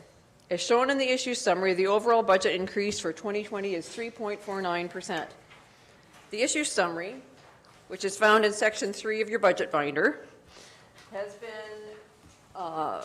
modified into sections for city departments, city boards, and external agencies to provide a clearer picture of the areas contributing to the overall change in the budget. Of the total increase of 3.49%, city departments have contributed 1.09%, while city boards, being police and library, represent 1.27%, and external agencies have represented additional 1.13% increase in the operating budget for 2020. As outlined in my report on comparative assessment, the city experienced growth of 1.97% in 2020. Translated in budget terms, this means municipal budget increases between 0.04% and 0.60% for 2020.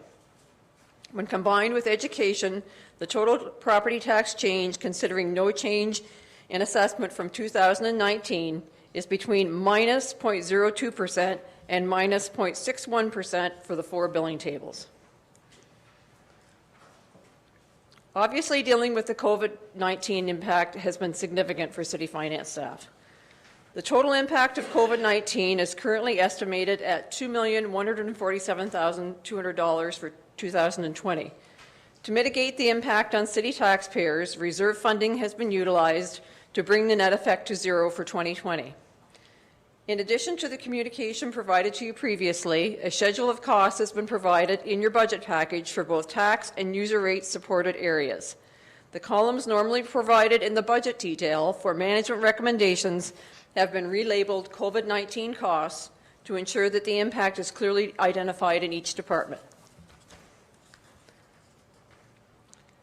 Within the tax-supported operating budget, there are a number of revenue sources other than property taxes. This is a breakdown of the tax-supported budget net of user fees, grants, and other revenue. Other taxation represents amounts charged as payments in lieu of taxation to other governments and agencies. Department user fees include such revenue as recreation facility rentals, program fees, and transit fares. This graph illustrates the relationship between property taxation and other sources of city revenue. Property taxation represents 84.1%, while other revenue, including user fees, investment revenue, and conditional grants, equals 15.9%. User fees represent 11.71% of our tax-supported revenue. It should be noted that the city's federal and provincial conditional grants supporting operating activities are relatively insignificant at only $332,000 or 0.27% of total revenue. This is a breakdown of the tax-supported budget net of user fees, grants, and other revenue. If we look at how the budgets for each section have changed, you can see the budget for all city departments only increased by 1.74%, while the budget for city boards increased 6.25%, and external agencies comprised of special purpose bodies and provincially mandated services rose 1.75% and 7.41% respectively. As noted in previous years and as shown on this graph, Council only controls 61.58% of the operating budget, as shown for city departments. City boards represent 20.83% and external agencies constitute 17.59%. This chart provides a breakdown of the net property tax supported operating budget by department. As you can see, the 3 most significant tax supported costs for the city are protective services, being police, fire, building services, 911, and Quinte Conservation at 30.45%. Transportation and operational services at 12.99%, and recreation, culture, and community services at 12.09%. In terms of changes to budgets from 2019 to 2020, general government reduction is attributable to increased reserve funding, vacancy rebate reduction, and an increase in solar revenue. The reduction in engineering is due to some reallocations of internal costs between engineering and building services, as well as some salary reductions. Environmental services reflects redistribution of wastewater functions and related staffing and resources from the transportation and operations services section. This graph denotes the functional contribution to the budget as noted. The pink section represents protective services at 30.45%, and the adjacent section is transportation operations services at 12.99%. As touched on briefly earlier in my presentation, the City of Belleville operating budget has seen significant pressures from the budget requests made both by city boards, specifically police, as well as provincially mandated services. This table outlines the increase in each budget area, such as police and long-term care, as well as what these increases mean for the overall City of Belleville budget. For example, the Police Services Board budget And that percentage, I will should note, should reflect 6.33%, as 6.74% includes their capital component. But their budget represents an increase in property taxation for 2020 of 1.23%. Similarly, the budget for long-term care, being Centennial and Hastings Manors, has increased 14.53%, which adds an increase in the city budget of 0.38%. Since 2016, and over the 5-year period, the overall city budget has increased by $17.7 million, or 20.31%. The most significant relative increases have been for additional debt charges at 43.74%, increase to funding for capital projects and asset management, environmental services, and health services at 30.13%. Within these areas, there have been increases in a number of boards and external agencies over the same period from 2016 to 2020, including police at 20.77%, long-term care at 83.14%, EMS 24.54%, and social housing at 21.26%. Now I'd like to draw your attention to the budget documents. So within Section 3, as noted, you have your operating budget summary. This section provides a summary of all of the operating issues, as well as detail on each of the issues, and it also outlines all of the changes from the 2019 to 2020 budget. It's been split into 3 sections, as noted, for city departments, city boards, and external agencies, to clearly indicate how each area affects the overall city budget. Summary starts with the 2019 approved operating budget and breaks down the changes in 2020 by base adjustment, COVID-19 adjustments, and issues. The tax-supported base adjustments are $1.3 million, which represent an increase in the city budget of 1.34%. These are detailed in Section 2 of your budget binder. Your base budget is the funding required to carry on existing programs at the same level of service as the previous year. Base adjustments include pre-budget approval items, the impact of inflationary changes, one-time charges and revenue, known and committed items such as insurance, and annualization of previous year operating issues. Pre-approved items include funding for the capital budget and changes to taxation rebate programs, including the increase to the seniors rebate from $500 to $600 in 2020. Within the base adjustments, we also are reflecting approximately $500,000 in additional costs for WSIB, as was alluded to in the Police Services Board presentation. Capital financing represents the payments required for the debt draw, which will be scheduled for later this summer. This table provides a high-level summary of our COVID-19 adjustments. These adjustments are detailed in Section 2 of your budget binder. The most important items should be noted as followed. An overall reduction in departmental expenditures of $694,500, which includes savings from staff redeployment of $280,500. Higher waste management costs due to the bag tea fee waiver and higher than normal collection costs. Loss of demand for transit and the net reduction in revenue. Lower building permit fee revenue, and the impact of lower interest rates on both city investments as well as borrowing costs of $543,000. This slide details the redeployment plan which has been put in place for 2020. Management were able to develop a staff redeployment plan to reduce the impact of the COVID-19 costs. Recreation, culture, and community services staff were effectively reassigned to facility management, harbor, parks, and environmental services water.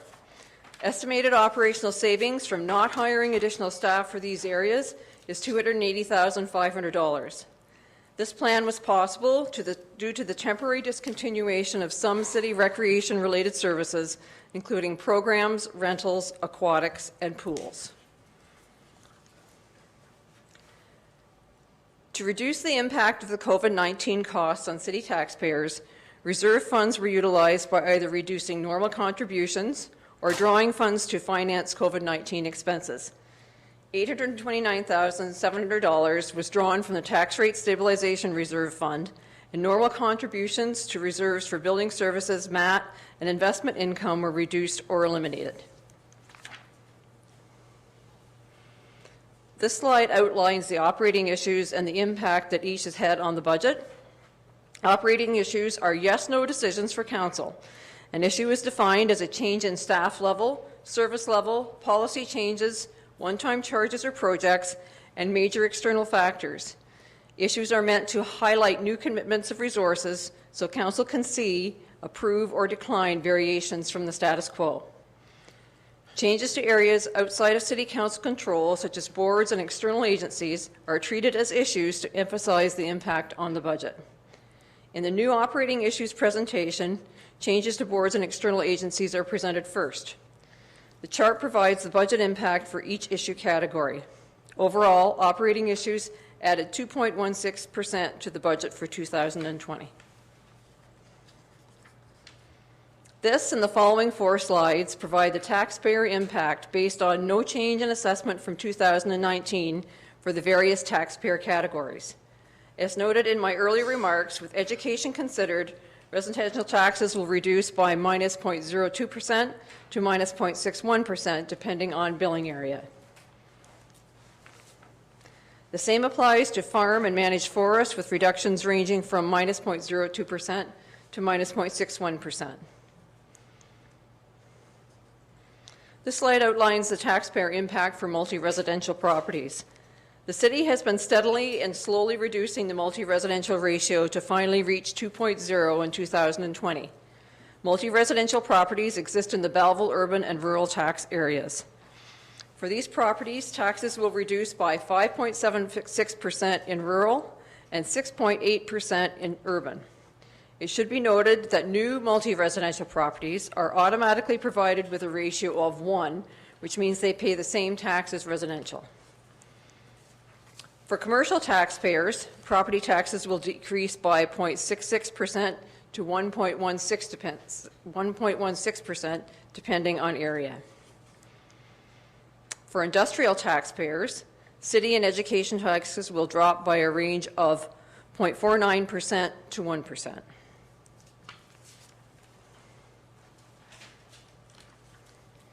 As you know, the city has 4 billing tables. Each table pays for a different level of services as shown in the table. Not everyone pays for transit or streetlights. Fire is based on service levels as provided by urban and volunteer forces. 3 out of 4 tables pay for urban police, with rural paying a reduced levy equivalent to 4% of the total police services board budget. Belleville urban pays 81.58% of total property taxation, with the remaining 3 tables representing between 2.14% and 9.03% for a total of 18.42%.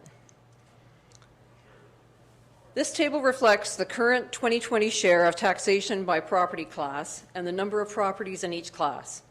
It's all about assessment when it comes to property taxation. Some interesting relationships exist. For example, there are 18,619 residential properties representing 91% of all city properties, and they pay 54.9% of total property taxation. Conversely, there are 1,166 commercial properties representing 6% of the total, and they pay 30.99% of total property taxation. As noted in my report on the assessment change from 2019 to 2020, the city has experienced total assessment growth of 1.97%. This represents growth for all property classes. Referring to the table, we have healthy growth in residential, multi-residential, and industrial, but negative change in commercial of 0.19% due to the number of tax appeals settled and reflected in the 2020 returned assessment. Based on previously approved 2019 tax rates, the contribution to city finances from growth for all classes is estimated at just over $2.1 million. Most of the contribution comes from residential at $1.4 million, while again the commercial effect is negative at $62,470 less. As noted briefly, when highlighting the change in taxation for the multi-residential property class, ratios are regulated by the province and determine the level of each property class taxation relative to the residential class. This slide shows the ratios applied for both 2019 and 2020. So a few years ago, we started providing council with this analysis of the change in the property tax rate for each class within each billing table. In this slide and the three which follow, the change in the tax rate is broken down by the impact assessment or growth, the impact of reducing the multi-residential tax ratio, and the impact of the change in the 2020 budget. As an illustration, using the table above for Belleville Urban and the residential property tax class, starting with the 2019 approved tax rate, the change in assessment has resulted in a 3.797% decrease in the rate. Moving the multi-residential ratio has increased the rate by 0.788%, and the proposed 2020 operating budget represents an increase in the rate of 3.315%, for an overall increase in the municipal rate of 0.306%.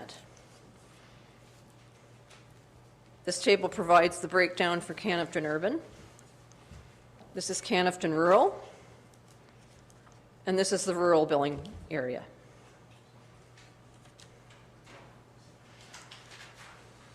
We now move to Section B, which are found in Section 5 of your budget binder for user rate funded. So here we have budgets presented for water, wastewater, and parking. We'll start with water. The proposed water budget has increased by $369,900, or 2.37%. The change is primarily due to base adjustments, which have been provided in the budget package for your review. This table provides further details on the proposed water revenue and expenditure budgets. The increase in water revenue represents the annualization of the last rate change, which was effective May 1st, 2019. Full details are included in your budget package, and environmental services staff are available to address any questions you may have. Please note there is no rate change recommended at this time. The next proposed rate change is planned for January 2021, and staff will be bringing forward a report later this year. The proposed 2020 wastewater budget is 2.52% lower than 2019. Schedule of base and COVID-19 adjustments are included in your budget package.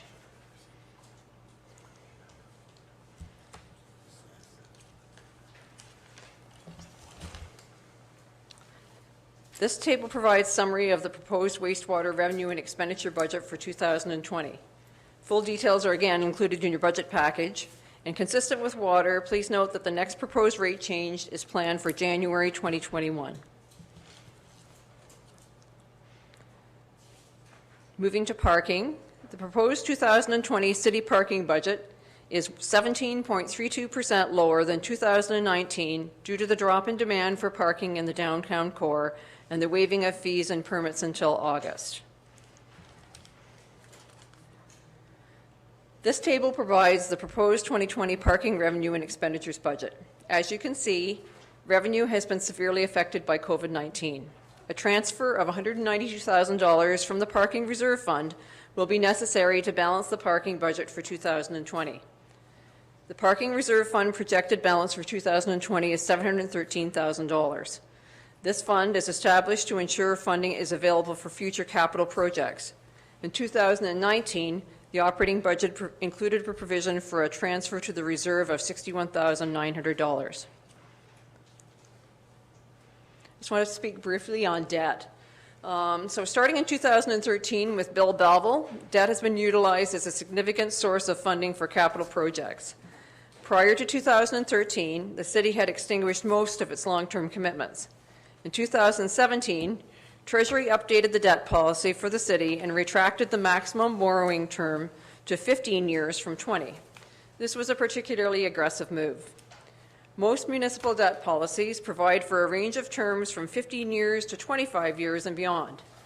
The impact of shifting to a 20 or 25-year repayment term on the operating budget is significant, as the slide illustrates. While rates are higher, the annual payments are significantly less. The proposed revised debt policy will be provided to Council at the July 13th meeting. This slide provides a breakdown of the proposed 2020 debt issue. In 2020, we will issue debt for Hagen Station, downtown Phase 3, the Barden Building, LED streetlights, and the purchase of a fire vehicle. With the exception of the fire vehicle, which is 15 years amortization, all other project financing will have a 25-year amortization if the policy is approved by council.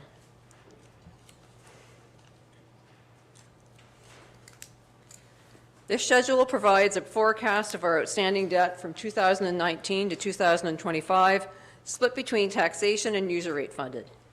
At the end of 2025, we're estimating total debt outstanding of $125 million.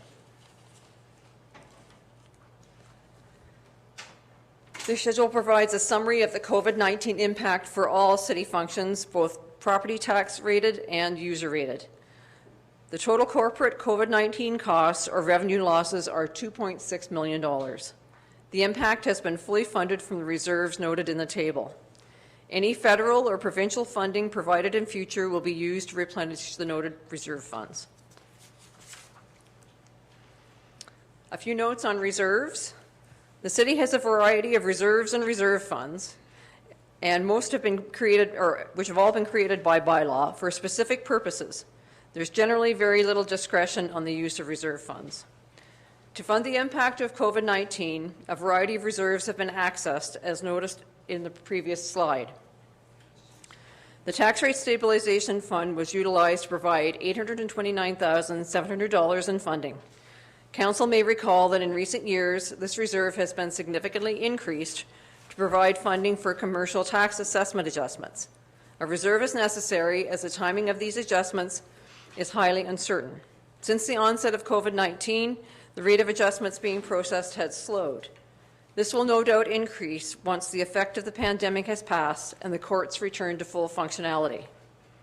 Again, it's imperative that any funding received is returned into the funds affected to ensure that funding is available for appropriate purposes in the future. Just a few closing remarks. So, following approval of the budget today, tax rates will be forwarded to the July 13th council meeting for approval, and property tax bills will be mailed the last week of July. The remaining tax installments for 2020 are August 27th and October 28th.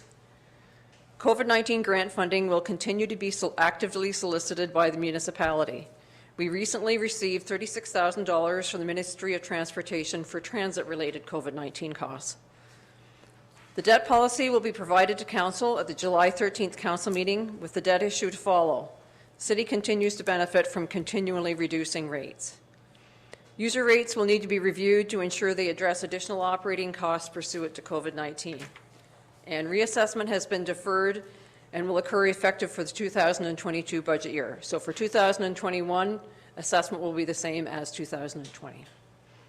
And that concludes my presentation. Wow. Well, you know, and again, I think that similarly to an iceberg, where you see the top and 90% of it is below the surface, this document is only a portion of the work that you and your staff have done. So, you know, again, we are all very appreciative of that. Just a clarification, if I could, on the last page, you talked about the property tax installments due on August 27th and October the 28th. Yes. Is that a deferral? Those rates were previously set to be, I believe, June and September. Right. And council, under a previous meeting, moved Deferred those rates to August and October. So this is the assistance we're catching up. I just wanted to make sure that people were aware of that. I'm sure there's lots of questions and comments. I see Councillor Thompson raise his hand. Councillor Thompson, I'll recognize you. Go ahead. Thank you, Your Worship. Thank you, Carl, for a great presentation.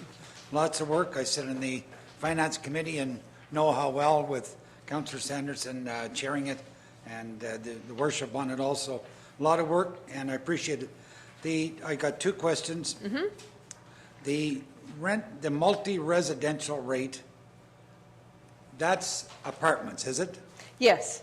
So if they get switched to condos, what category are they in then? They automatically go to the residential rate.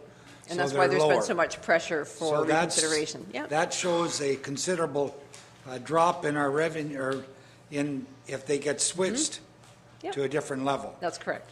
And that's one of our concerns. So just to be clear, I know where you're going, Councillor Thompson. I agree. This is if we release, they remain as multi-residential at that 2.0% ratio.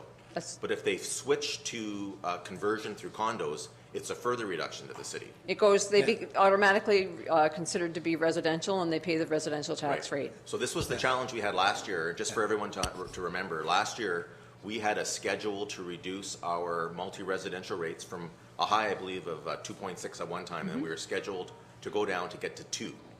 And last year's schedule that we had submitted to the provincial government was rejected, and we had to accelerate it. But right now, these multi-residential places are paying 2 ratio, and if they were to be successful in their conversions, that would drop to 1, so we basically cut their tax bill in half, and it's a significant issue for the city. And so thank you for bringing that up. I just want to make sure everyone's clear on that. Yeah, thank you. That's, my point is, these people that are owning these particular buildings, by converting them, we're losing money, and most of the residents in that particular building may not save any money, even though they say they do. So that's a considerable tax impact to our city. My second question, more of a comment than it is a question. Sewer and water rates. You know, I've asked every year for the last 14 years, sewer and water rates never change. This year, we're a flat rate of sewer and water. Can you tell me if you remember ever a year where we have had no sewer and water rates increase in a number of years? I can't recall a year where there hasn't been some impact. So normally, we like to increase rates. We like to bring it to council in December to have the rates effective for January. Yeah. That makes, in our world, that makes it much easier for us. Last year, because of the election, we deferred that until we did the operating budget in April, and then we made the rate increase effective in May. So we typically wouldn't have done, we don't like to do rate increases any more than 1 a year. So typically, we probably wouldn't have had a rate increase this year anyway, even if the operating budget had been presented earlier. I think 2021 would have been the first that we would have deferred it. So normally it's every 1 to 2 years. But that's important because in a time where we're showing a decrease in our taxes, if we can show no increase in sewer water, because every year, my statement and other councillors also is, you know, it may seem like a small increase in your taxes, but adding that with the property taxes and sewer water rates, it all adds up. There's only, the old saying, there's only one taxpayer and one person paying the bill. And when you're on those rates, just like here now, we're watering our lawns and our gardens more, and with water goes up, sewer goes up. So it's important. So that's my 2 questions, and I commend again on the work that you've done. Thank you, Councillor Thompson. Councillor Williams. Thank you, through your worship, and great job, Carol. I think this is what I know council was looking for when we're going to say we need to do a budget, even COVID or not, because I think this is the best thing we can do as council is help the taxpayers, and this is incredible budget that staff, so great commending to you and your staff for the work you've done. I know it's a lot of work. Do we have a number now for the federal and provincial government that we'd want to ask for? I know that the reserve amount is about 2.1 million. Would that be something that the city would say, you know, that's the number we'd be looking for if we're looking for assistance?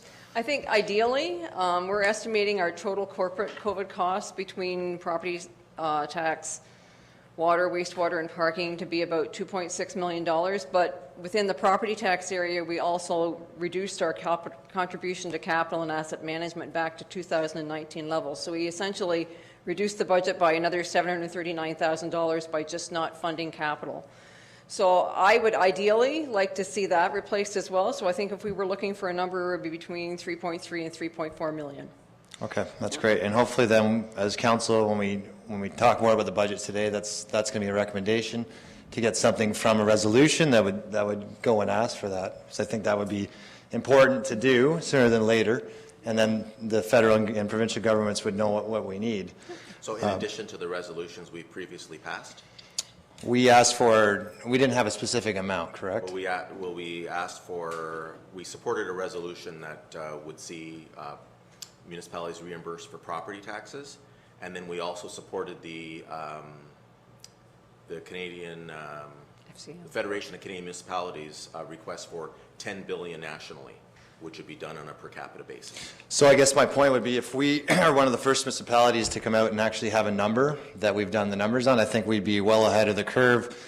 I know Toronto is probably going to be behind us, or they might be in front of us. They've asked for $1.5 billion themselves, so I think we'd be staying, as a smaller urban municipality, this is exactly what we'd need. I'd hope then we'd be the case for the province and the feds to say, well, these municipalities are doing their work, they're being realistic, and then therefore it might be a better shot to get some of that money, as opposed to saying, well, blanket-wise, we need something and we just get 50,000 or 100,000 or something. I think based on the $10 billion amount, we calculated to be a little north of what we're forecasting as our COVID-related costs. There was a call this morning that a number of municipalities participated in, and I could not be involved, which included Mayor Tory, Karen Redmond, the incoming president of the Ontario Municipal Association, from Kitchener, and a number of other. I think there might be a couple hundred mayors were on that call, and they're again asking for emergency funding from the federal and provincial governments. And so I don't know, we can talk about that later on. I'm not sure what you're specifically asking for, but we do have resolutions that we've already endorsed, which ask for specific sums of money, as well as some taxpayer relief, and it's up to the federal and provincial governments to make a decision on that.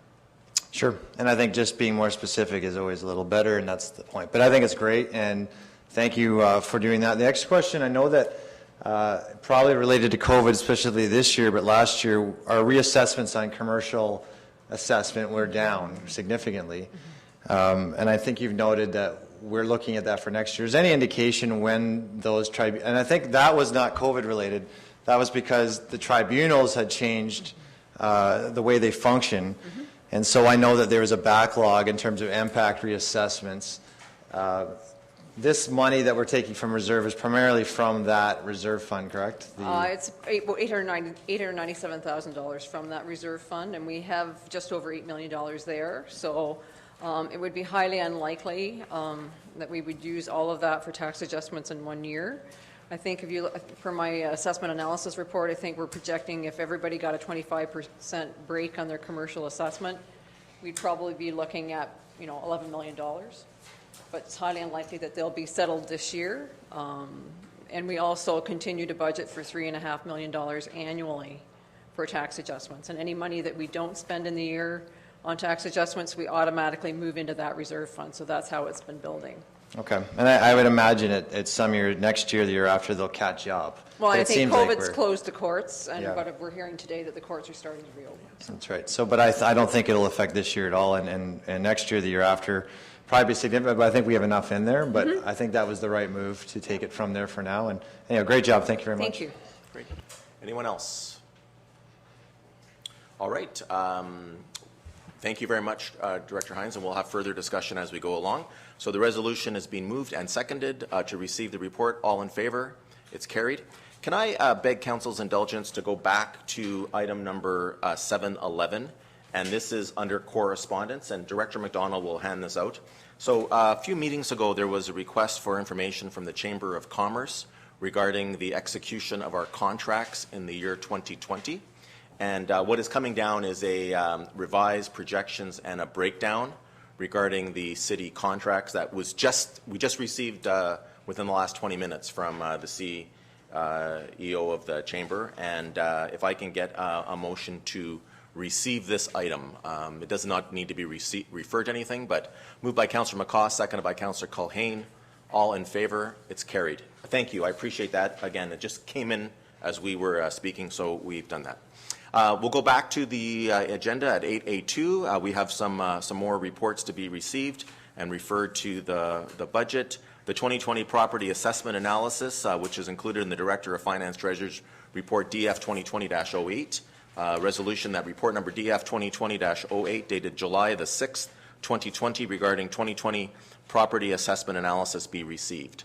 Moved by Councillor Kelly, seconded by Councillor Carr. All in favor? It's carried. 8A3, excluded expenses as required by Ontario Regulation 284/09, and it is the Manager of Finance, Deputy Treasurer's Report Number DDF 2020-03, and the resolution is that Report Number DDF 2020-03 dated July the 6th, 2020 regarding excluded expenses as required by the Municipal Act 2001, Ontario Regulation 284/09 be received. Moved by Councillor Sandison, seconded by Councillor Culhane. All in favor? It's carried. 8A4, new capital budget item, accommodation of office space, City Hall second floor, and it is the Director of Engineering and Development Services Report Number DEDS 2020-10, and the resolution is that the 2020 capital budget be amended in the amount of $179,300 for the accommodation of office space, City Hall second floor, and that the funding source for this project be the Building Code Act Reserve. Motion to get this on the floor, moved by Councillor Kelly, seconded by Councillor Sandison. Any discussion?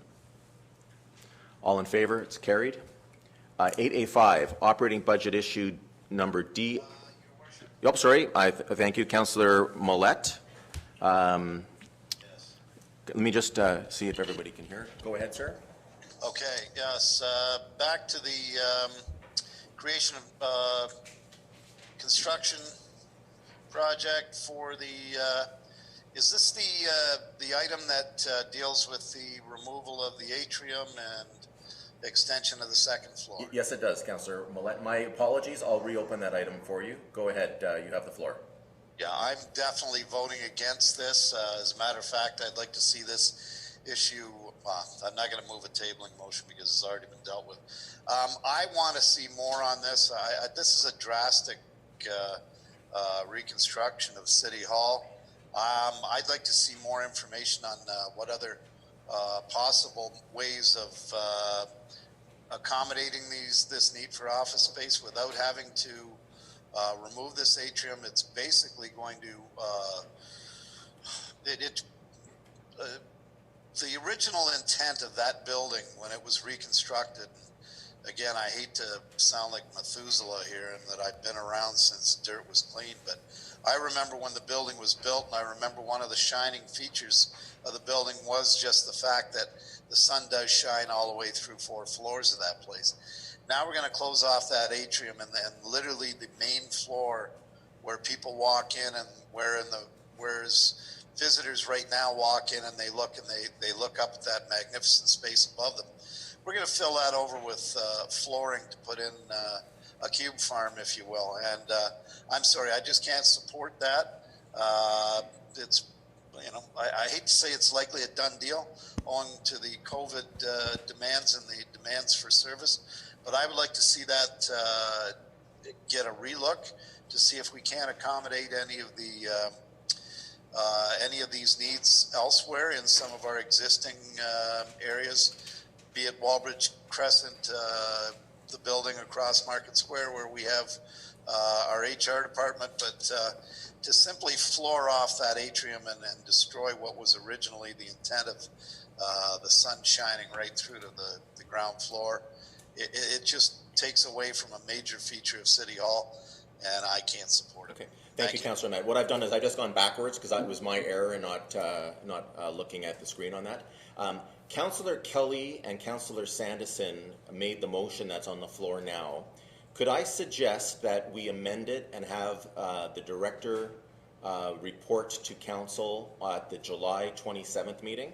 That will allow you to be present and we can have a full discussion about it. It's a revision to the 2020 capital budget we approved last fall, and I think it does warrant some discussion. And because we're under the gun today with time, it can come back on the 27th. It'll be a simple resolution at that point. It won't be a reconsideration. It'll be straightforward. So does Councillor Kelly and Councillor Sandison agree to amend the motion to have it for discussion on the July 27th meeting? If they do, then I think that's probably the simplest way. Councillor Kelly? Yes, I do. Councillor Sandison?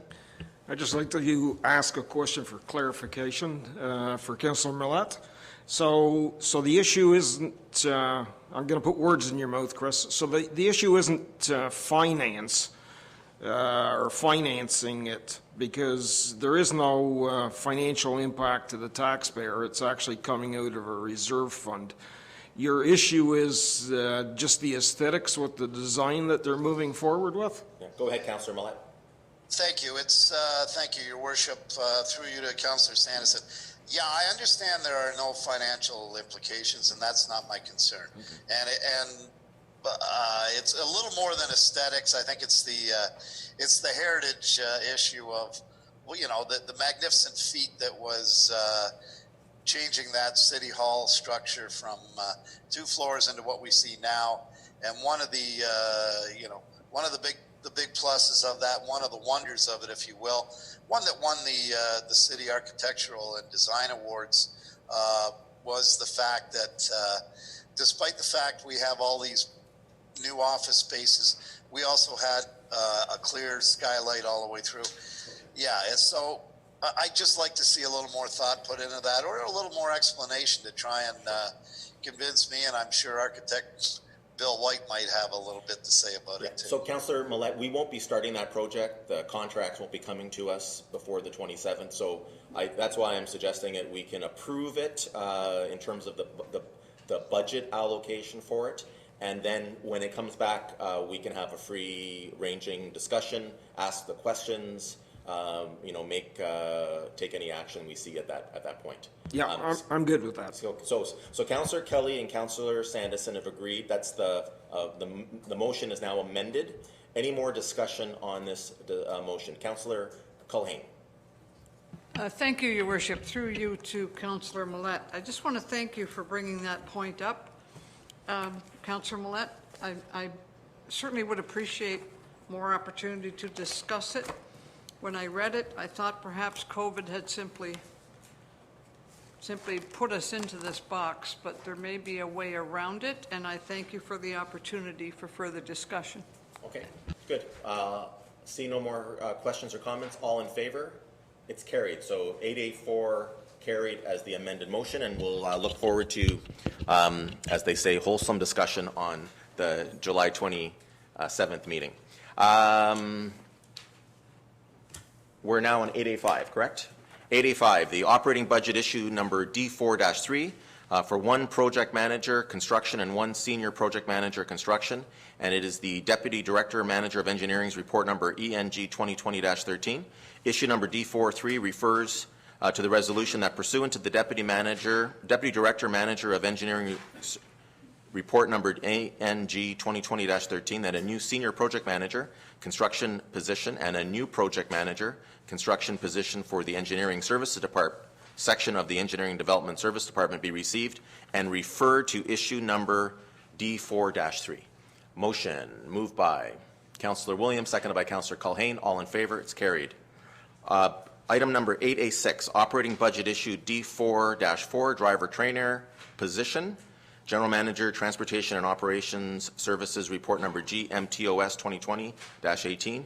Issue number D44 refers to the resolution that pursuant to the General Manager of Transportation and Operations Services, report number GMTOS 2020-18, that a driver trainer position for Transportation and Operations Services be received and referred to issue number D4-4. Motion moved by Councillor Thompson, seconded by Councillor Kelly. All in favor? It's carried. 8A7, operating budget issue D4-5, creation of a new senior project manager position in the Environmental Services Department. General Manager, Environmental Services, report number GMES 2020-11. Issue number D45 refers to resolution that pursuant to the General Manager of Environmental Services, report number GMES 2020-11, that a full-time permanent senior projects manager position be created to provide engineering project functions within environmental services be received and referred to issue number D4-5. Moved by Councillor Culhane, seconded by Councillor Sanderson. All in favor? It's carried. 8A8. Operating budget issue D5-1 for 2 full-time operators. General Manager, Transportation and Operations Services, report number GMTOS 2020-19. Issue number D5-1 refers to the resolution that pursuant to the General Manager of Transportation and Operations Services Report number GMTOS 2020-19, that 2 full-time permanent operator positions for transportation and operations services be received and referred to issue number D5-1. Moved by Councillor Sanderson, seconded by Councillor Thompson. All in favor? It's carried. And just a couple more before we take our break. 8A9, operating budget issue number D6-5, 1 building inspector position, the Chief Building Officials Report number CBO 2020-03. Issue number D6-5 refers to the resolution that pursuant to the Chief Building Officials Report number CBO 2020-03, that a building inspector 1 position for engineering and development services building section be received and referred to issue number D6-5. Moved by Councillor McCaw, seconded by Councillor Kelly. All in favor? It's carried. 8A10, operating budget issue number D6-7, reclassification of the 3/5 emergency management executive assistant to full-time emergency management services program analyst, and it is the fire chief director Fire and Emergency Services Report number FES 2020-06. Issue number D6-7 refers to the resolution that pursuant to the Fire Chief's Report number FES 2020-06, that the part-time Emergency Management Executive Assistant be reclassified to a full-time Emergency Management Services Program Analyst, be received and referred to issue number D6-7. Moved by Councillor Sanderson, seconded by Councillor Carr. All in favor? It's carried. And so we are going to break here and break for lunch. It is now 5 minutes to 12. Can we, is 20 minutes too short for lunch? So let's reconvene at 12:15. We will come back with a comment from Councillor Sanderson as chair of the Finance Committee, and then we will move to in camera, and then we will come back and have discussions on the budget. So I'll declare the meeting recessed. You good, Chris?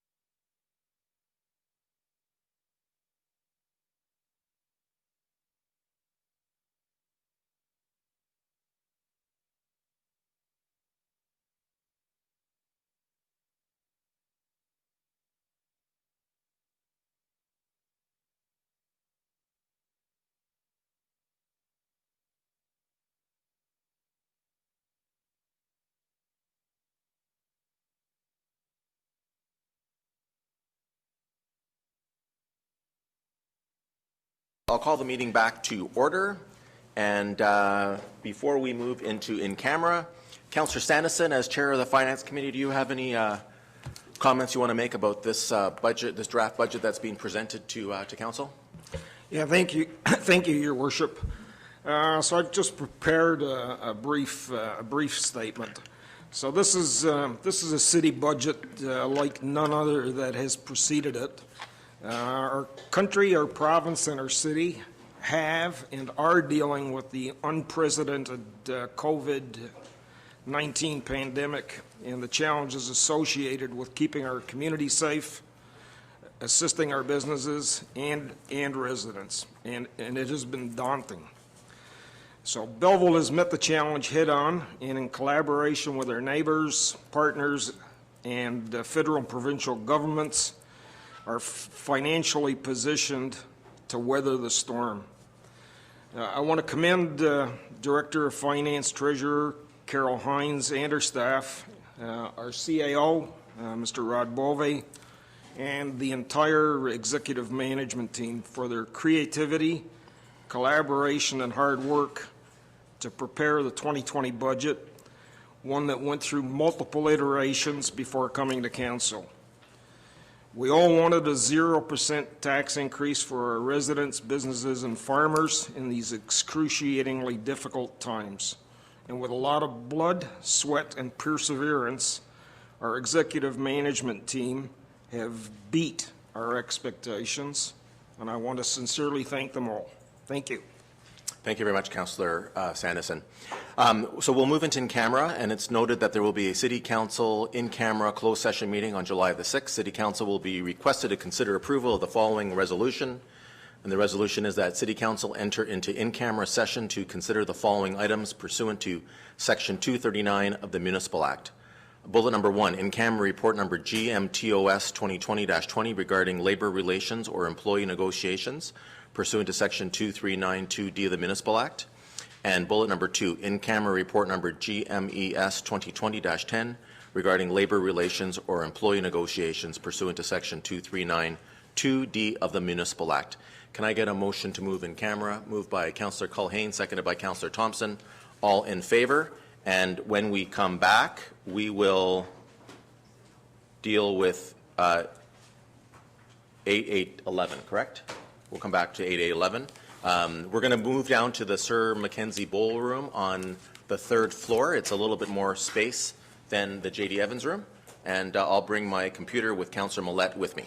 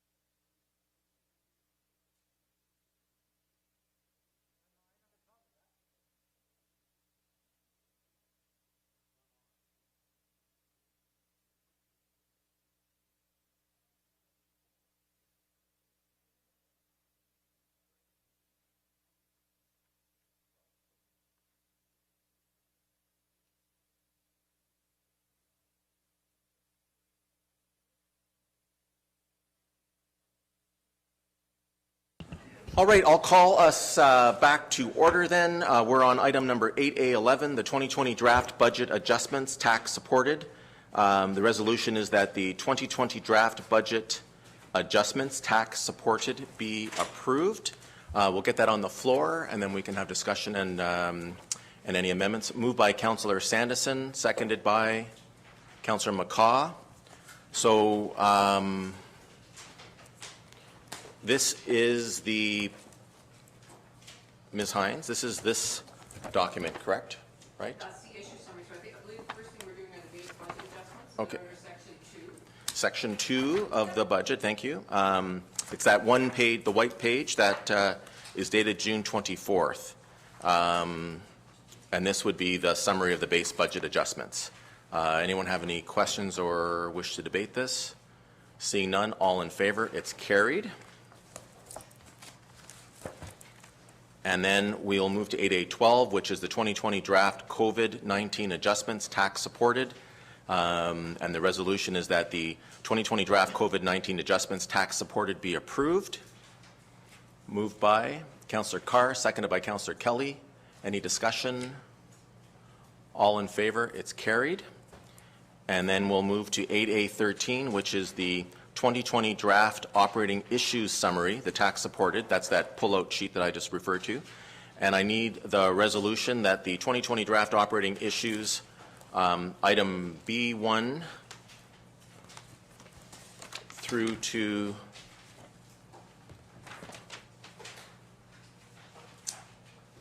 Carol's at D7? D7-1 be approved. Get that on the floor. Moved by Councillor Sandison, seconded by Councillor Williams. Discussion on this. So we have the summary document. We have 8 pages, and so we can go through the motions on for all of them, so we can go through and discuss them individually or as a group. Councillor Williams. Thank you, through your worship. And my main one I want to discuss today was the CIP program. And I know Director Ashton is here, if he would be able to come up and speak to what we're able to do this year.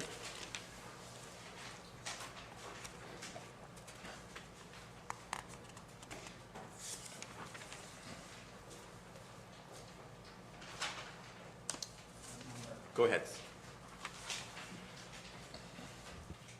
You want to repeat that again, Councillor Williams? Sorry, Mr. Ashton, how are you, sir? Good afternoon. Looking just for an update on CIP. So I know originally last year with the Housing Summit, we had a lot of recommendations, and through the year, your staff and a large group of individuals have been working on a CIP to present to Council. I think it was the intent that during budget this year we'd have a lot of recommendations so we can put some action in order for housing, but I think as I understand, we're still working on that, and so this budget, this item in the budget represents some more work that has to happen this year. Perhaps you can just explain where we're at with the CIP, what's happening in 2020 and through COVID, and what we expect for Council coming forward. Sure. So we, first of all, the priority was the housing, affordable housing, or affordable rental housing CIP. As well, we went to undertake a update to the Brownfields CIP and the Downtown CIP because there could be a lot of connections or synergies between all 3 of those CIPs. So we've hired 2 different consultants, one consultant to do the Brownfields update to the CIP, and another consultant to do the update to the downtown as well as the new affordable housing CIP. So we did get drafts of those 3 individual CIPs, but they are working at creating a unified document that will allow Council and the city to sort of have flexibility depending upon where our priorities are. So if there is, and for example, an example might be if there's a brownfields development that has an affordable housing CIP, then Council can look at prioritizing that over, say, a brownfields development with just, say, market rent condo developments. So we're hoping to, I think the last emails that I sort of read were perhaps last week, And they were looking at sort of rewriting the three into sort of a more unified document that would sort of allow that flexibility and allow us to continue on. So we're expecting something back from them within a couple of weeks, and then we would obviously notify council and then put it out for comments. We do have the, for the affordable rental housing component of it, we do have a large list of people that attended the housing summit that we can provide documentation, or the document to as well, and get a comment. Obviously with COVID-19, some of these larger studies kind of are an issue because, you know, ideally you want a traditional forum where people can stop in as an open house and have some one-on-one discussions. That's been very difficult this year, so we're either looking at something through the summer where we can solicit comments via email and that, and come back for more of a formal public meeting. We're hoping in September, where we could actually have drop in and allow people to have those discussions, which I think are very important for people to get a full understanding of it. And when do we think, so we'll have some comments back, we'll have the public document. So this 350 is just finalizing that stage. Is it providing any money to start implementing any of the recommendations that'll come from the CIP, or any of the initiatives that'll be? Yeah, so the 350, yeah, so the 300 is for the program itself. There's been a lot of interest. There's a lot of projects out there. Some are, you know, especially with financing, are having, are sort of looking at it as an opportunity to kickstart their projects. So sometimes there are projects that they may have thought condos, and they're looking at financing through CMHC in conjunction with the affordable housing to provide affordable housing, just so they can get construction financing. So I think there are a lot of projects, and it, you know, if council can approve the housing, or sort of the unified CIP program, like hopefully in September, then there might be some projects that could get green lighted based on if those people are, you know, wanting to submit for this type of program. Okay, good. Thank you. Thanks. Right. Anyone else on these items? Councillor Millette is in the queue, and then Councillor Carr. Councillor Millette, go ahead, sir. Thank you. Your worship, through to either, I guess Councillor Sanderson, as I believe, is on the Sterling Arena Committee, if I'm not mistaken. The city sheriff, this is item D2-6. The city share of the Sterling Arena capital and operating budget has increased from $49,600 to $60,100, representing a budget increase of 21% for 2020. I'm just looking for a little education on that as to what that covers. It's a fairly significant hike, and I know there's still a number of the people in the municipality who don't understand why we're supporting Sterling Arena, but if someone can answer that for me. Councillor Sanderson. Yeah, thank you through the chair to Councillor Millette. So that very same question was raised in the Finance Committee, so my answer is going to be the same. The Sterling Arena is in need of a chiller, and we had originally budgeted that chiller for next year, 2021. And it's got a life expectancy on it of about 18 years, and it's at the 17-year mark. So the committee decided, rather than wait the extra year, this was pre-COVID, excuse me, they were given a quote, a reasonable quote, to replace the chiller that saved about $20,000. It came in at around $108,000. So the decision was made to go ahead and do the chiller this year. And of course, in hindsight, with COVID, we may have waited till next year, but that's what it's about. Okay, Councillor Millette gave me a thumbs up, so that's he's good with that. Councillor Carr.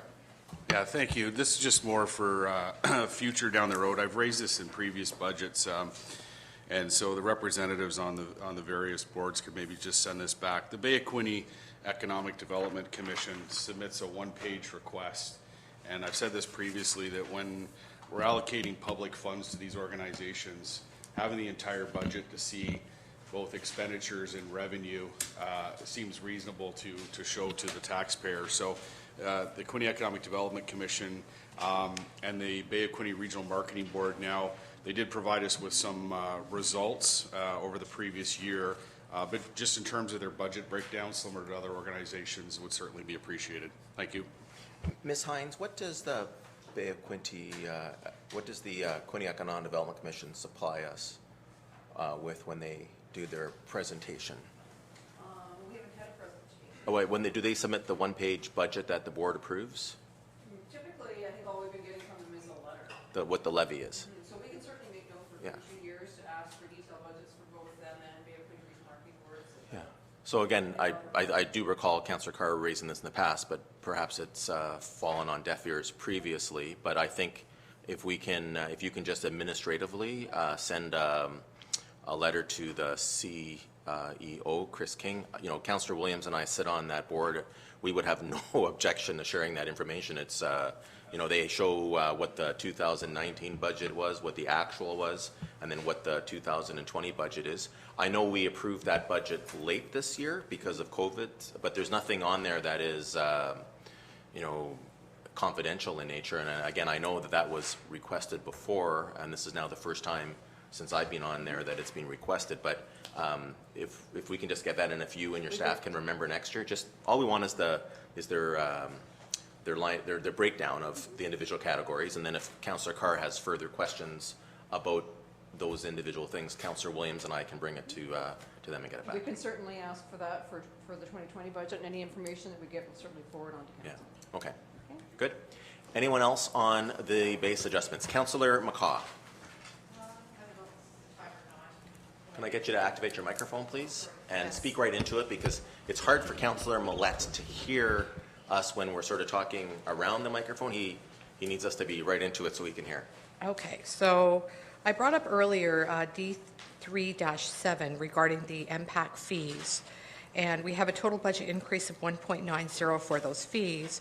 When would be the right opportunity to have that removed from our budget? So, right now? Okay. So what you could do is you can discuss this, or you can actually make an amendment to add to it, delete it, or right now it's to approve. So you'd have to make an amendment to add to it or delete it.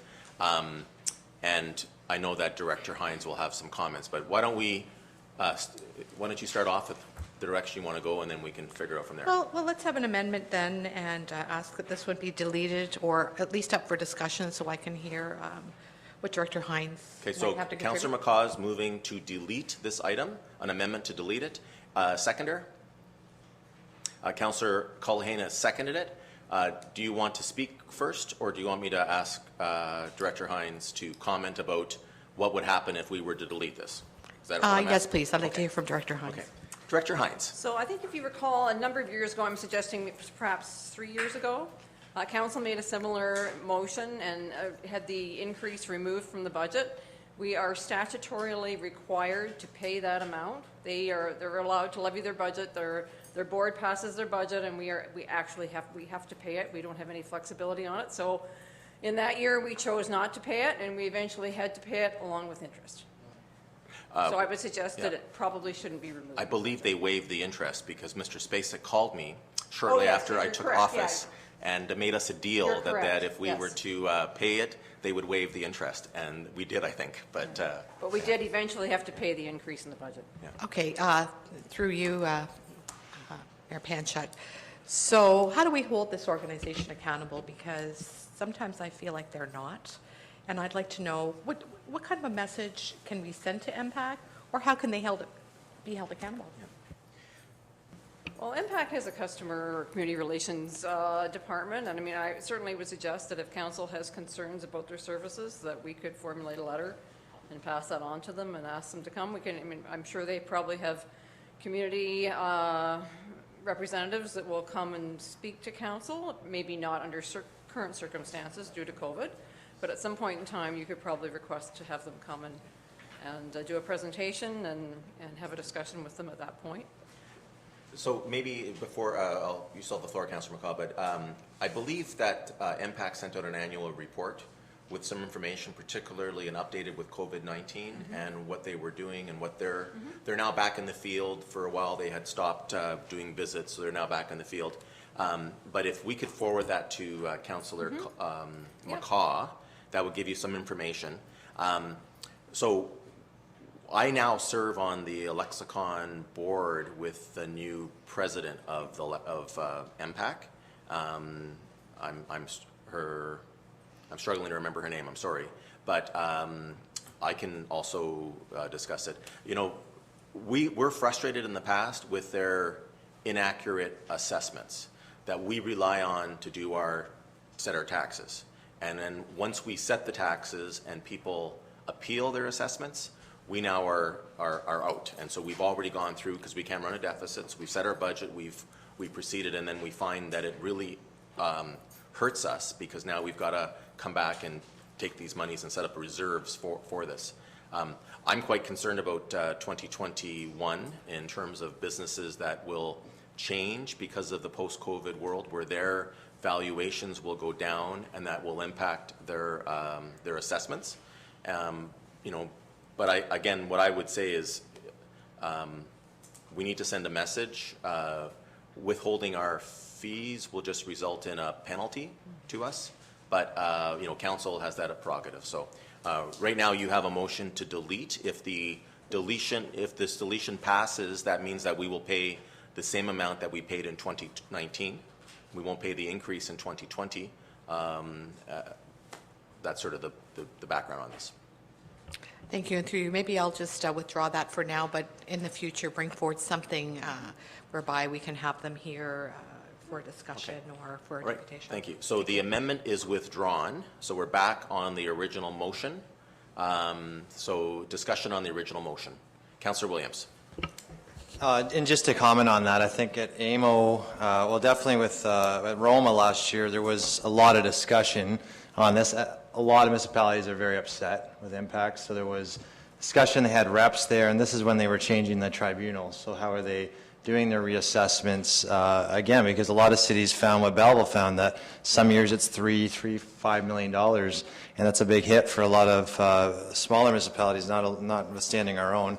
I think I would recommend also that we make some comments that go to Roma and to AMO as a whole. Perhaps as a province we can, and I know all municipalities feel the same, so they feel that impact is not always fair, and I think sometimes they're not really probably doing their assessments accordingly. I think it's just all municipalities see this unfair assessment process.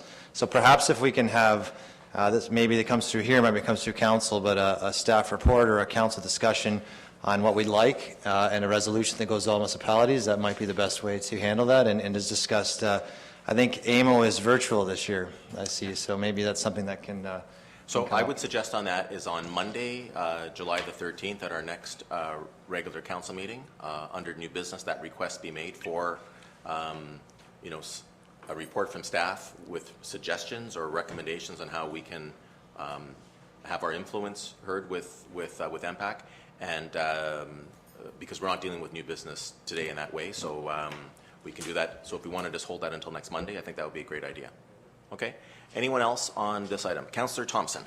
Yeah, and I agree with that. You know, we should be writing something to them. But again, to Councillors Carr's, we don't really get a financial statement from them detailing their cost and everything else. Right. So, you know, again, it goes back to let them prove to us that it's legit. Do we not have that? We are what's called an involuntary customer of MPAC, and we have the privilege of paying them what they charge us. I realize that. Yeah. Okay. Anyone else on this item? So just some brief comments. We'll talk about this a little later on, but you know, I think that on the issue summary, you know, what stands out to me, which is perhaps the most important, is the funding of the community improvement plan and the rental accommodation incentive, the financial incentive that we are providing to builders who will build rental accommodation. COVID has been an unusual year, and we would have liked to have seen 1.5 million go into this category. That's what we had been speaking about. But the fact that we're not putting zero in, I think, reflects a priority of our council and the city to deal with that item. And sure, we've got some scheduling issues we've got to deal with, but the fact that we're increasing that category in this year to the tune of $350,000 is very important. The other thing that I think is also important is the new is switching the 3/5 position to a full-time position with the emergency management operations. You know, Chief McDonald is the support behind the emergency control group and all of our emergency management functions in the city, the planning, the regulatory requirements for reporting, keeping abreast of things. And this position, particularly this year with COVID, is just insufficient to support the work that we have to do.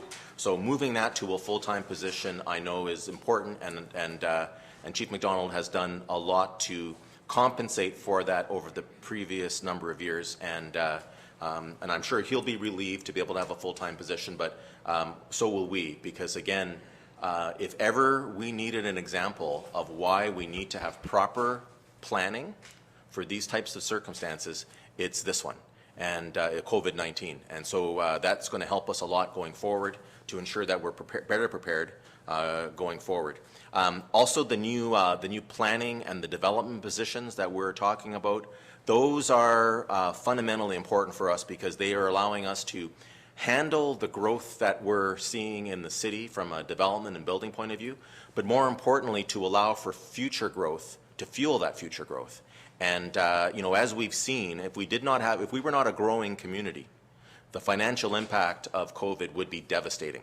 We would not be seeing a negative tax impact this year. We would be seeing a significant tax increase. And so, you know, we are fortunate to the decisions of this council, but perhaps more importantly, the decisions of previous councils who have set in place our development plan and our growth plan, and we're seeing that. The last thing I just want to touch on the issue summary here is the lower bridge. And as you'll see, it's being proposed that we are going to, basically we're going to defer that, and we take out $739,300 out of the capital budget from last year. That means the capital budget for 2020 has a zero tax impact compared to the capital budget of 2019. And you know, our staff have determined that irregardless of the funding, we wouldn't have been able to do it this year anyway. So we're deferring that. But that is not, and some people will be confused, that is not the that is not the footbridge, the Catherine Street footbridge. The Catherine Street footbridge is fully funded. It's ready to go. We're waiting for approval from the federal government to be able to construct that project. And it is a very frustrating process where people believe that we as a council are not expending the money. We are not wishing to proceed with it. This is the furthest thing from the case. We've got the funding in place. We're ready to go. We're waiting for the federal government to finally give us that approval. It's not unusual that Fisheries and Oceans would delay. I know that our friends in Quinte West had a significant delay with one of their sewage extension projects that had to go across the Trent River. But this is where we're at. As soon as we are able to proceed with that project, we will. And I'm happy to see these adjustments, and I'll be supporting them. With that, I will call the question on the 2020 draft operating issues summary that are tax supported. That the 2020 draft operating issues numbers, Director Hines again, they are D1-1 to D7-1 be approved. All in favor? It's carried. Item number 8A14, the draft budget detail tax supported. The 2020 draft budget detail tax supported. The resolution is that the 2020 draft budget detail tax supported be approved. Get on the floor. Moved by Councillor Sanderson, seconded by Councillor Thompson. Discussion and debate. Councillor Thompson. I'd like to approve the draft budget details tax supported as printed. You know, we come in with a decrease in our taxes. You know, all the information's there. Unless somebody has an item like to pull, rather than going through page for page, I would like to approve it as printed. We've all had a chance to look at it, you know, and the Chair of Finance has gone through it, and we presented it as a committee, so I'd like to approve it as printed. Okay, thank you. Anyone else on debate? Seeing none, I'll call the question. All in favor? It's carried.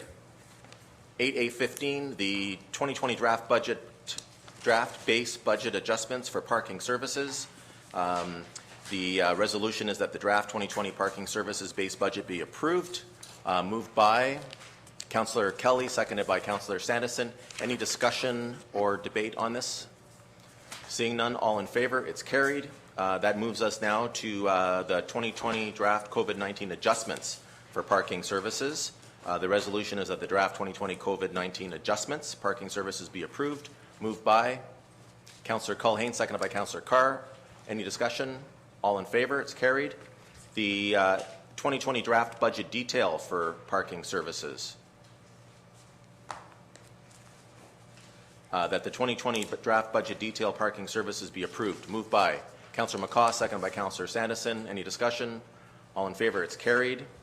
The 2020 draft base budget adjustments for water, and the resolution is that the 2020 draft base budget adjustments water be approved. And I'm going to ask, in recognition of 14 years of fighting this battle for this eventuality, I'm going to ask Councillor Thompson to move it, seconded by Councillor Sanderson. Any discussion? Councillor Thompson. I would be remiss if I didn't make a comment. This is a wonderful opportunity. I've been looking for this for a long, long time. It just shows that we are looking after the taxpayers' interest all along, and this was one opportunity, as Director Hines has given an explanation. So I give them credit for looking at this. It shows that again, we're looking after the taxpayer, and no increase in taxes, no increase in water, and in the future here, there'll be no increase in sewer. That's good news. Every dollar puts more dollars into our pocket to the taxpayer to help our economy. So thank you. Thank you. Anyone else? You know, and I just want to say that, you know, this year we have really tried to respond to the difficult circumstances that COVID-19 has imposed upon all levels of government, including municipally. And I got a number of contact. I know Councillor Thompson was getting a lot as well from residents, talking about the fact that with additional people home, or with people being at home for an additional period of time, their water consumption and their bills were going up. And was there any way that the city could assist with that? You know, unfortunately, we are on a user pay system when it comes to water, so it's a straightforward situation of what you use is what you pay for. And as Councillor Thompson explained earlier, the more water you use, your sewage rates also go up because they are proportionately tied.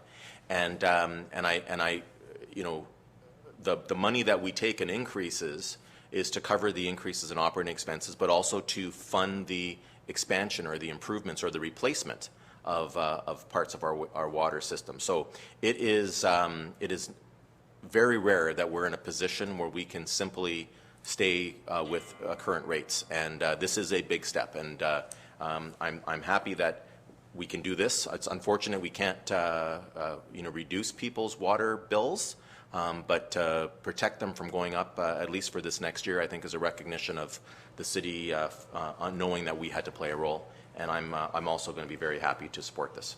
So with that, I'll call the question. All in favor? It's carried. So then just the housekeeping items, the 2020 draft COVID-19 adjustments for water, that the 2020 draft COVID-19 adjustments water be approved. Moved by Councillor McCaw, seconded by Councillor Sanderson. Any comments? All in favor? It's carried. The 8A20, the 2020 draft budget detail for water, be approved. Moved by Councillor Sanderson, seconded by Councillor Thompson. All in favor? Carried. The 2020 draft-based budget adjustments for wastewater be approved. Moved by Councillor Thompson, seconded by Councillor Carr. All in favor? It's carried. The 2020 draft COVID-19 adjustments for wastewater be approved. Moved by Councillor Kelly, seconded by Councillor Carr. All in favor? And then the 2020 draft budget detail for wastewater be approved. Moved by Councillor Culhane, seconded by Councillor Thompson. All in favor? It's carried. Have I missed anything, Mr. McDonald? Okay, so then motion to rise and report. Moved by Councillor McCaw, seconded by Councillor Carr. All in favor? Any items of new business? Seeing none, confirmatory bylaw, that bylaw number 2020-129, a bylaw to confirm the proceedings of council at its meeting held on July the 6th, 2020, be read a first, second, and third time, and finally passed the 6th day of July, 2020. Moved by Councillor McCaw, seconded by Councillor Culhane. All in favor? It's carried. And just before I call for adjournment, this has been a difficult and a stressful year for everyone, residents, businesses, but also for those of us in positions of responsibility and leadership. It has been at times extremely emotional to understand the harm and the devastation that not just the COVID-19 virus has done, but also the steps that we've had to take as a country and as a province and as a municipality and indeed the entire world. Everyone has felt the impacts. I cannot say how proud I am of this document that we've now approved. This will form the 2020 budget. It would be easier to blame others for our situation. Certainly municipal politicians, we often are able to suggest that it's someone else's responsibility, that they're downloading it to us, or we have responsibilities, and we could have taken that tact here. But our CAO and our Director of Finance and all of our staff, they have stepped up. They have. You've seen the amazing reallocation of employees so that we could hire 2/3 less summer staff this year. And we've talked about the fact that we're doing our best so that residents can count on their city services. That was the most important thing with everything else that's going on in the world, that they did not have to worry about the city of Belleville, that all their services would be there, and we are able to present them a budget with a negative tax impact for the first time that anyone can remember, to recognize that difficulty. And most importantly, we are doing that without cutting our capital budget. Because when you cut your capital budget, you're basically just shifting those costs next year. I can't speak for everybody, but I will say that residents who are concerned about a 5 or a 6% increase next year don't have to worry about that. We are committed to next year bringing in a responsible and reasonable budget. I won't promise a number, but I can promise it won't be those excessive numbers. We will understand and we will deal with it as best we can over the coming while. My colleagues, thank you very much for your participation and for understanding the time and circumstances that we are in. Once again, thanks to our staff. And I think this is a good day for the city of Belleville, and it's a good day for the residents. With that, I'll call for a motion to adjourn. Moved by Councillor Carr, seconded by Councillor Sandison. All in favor? Thank you very much.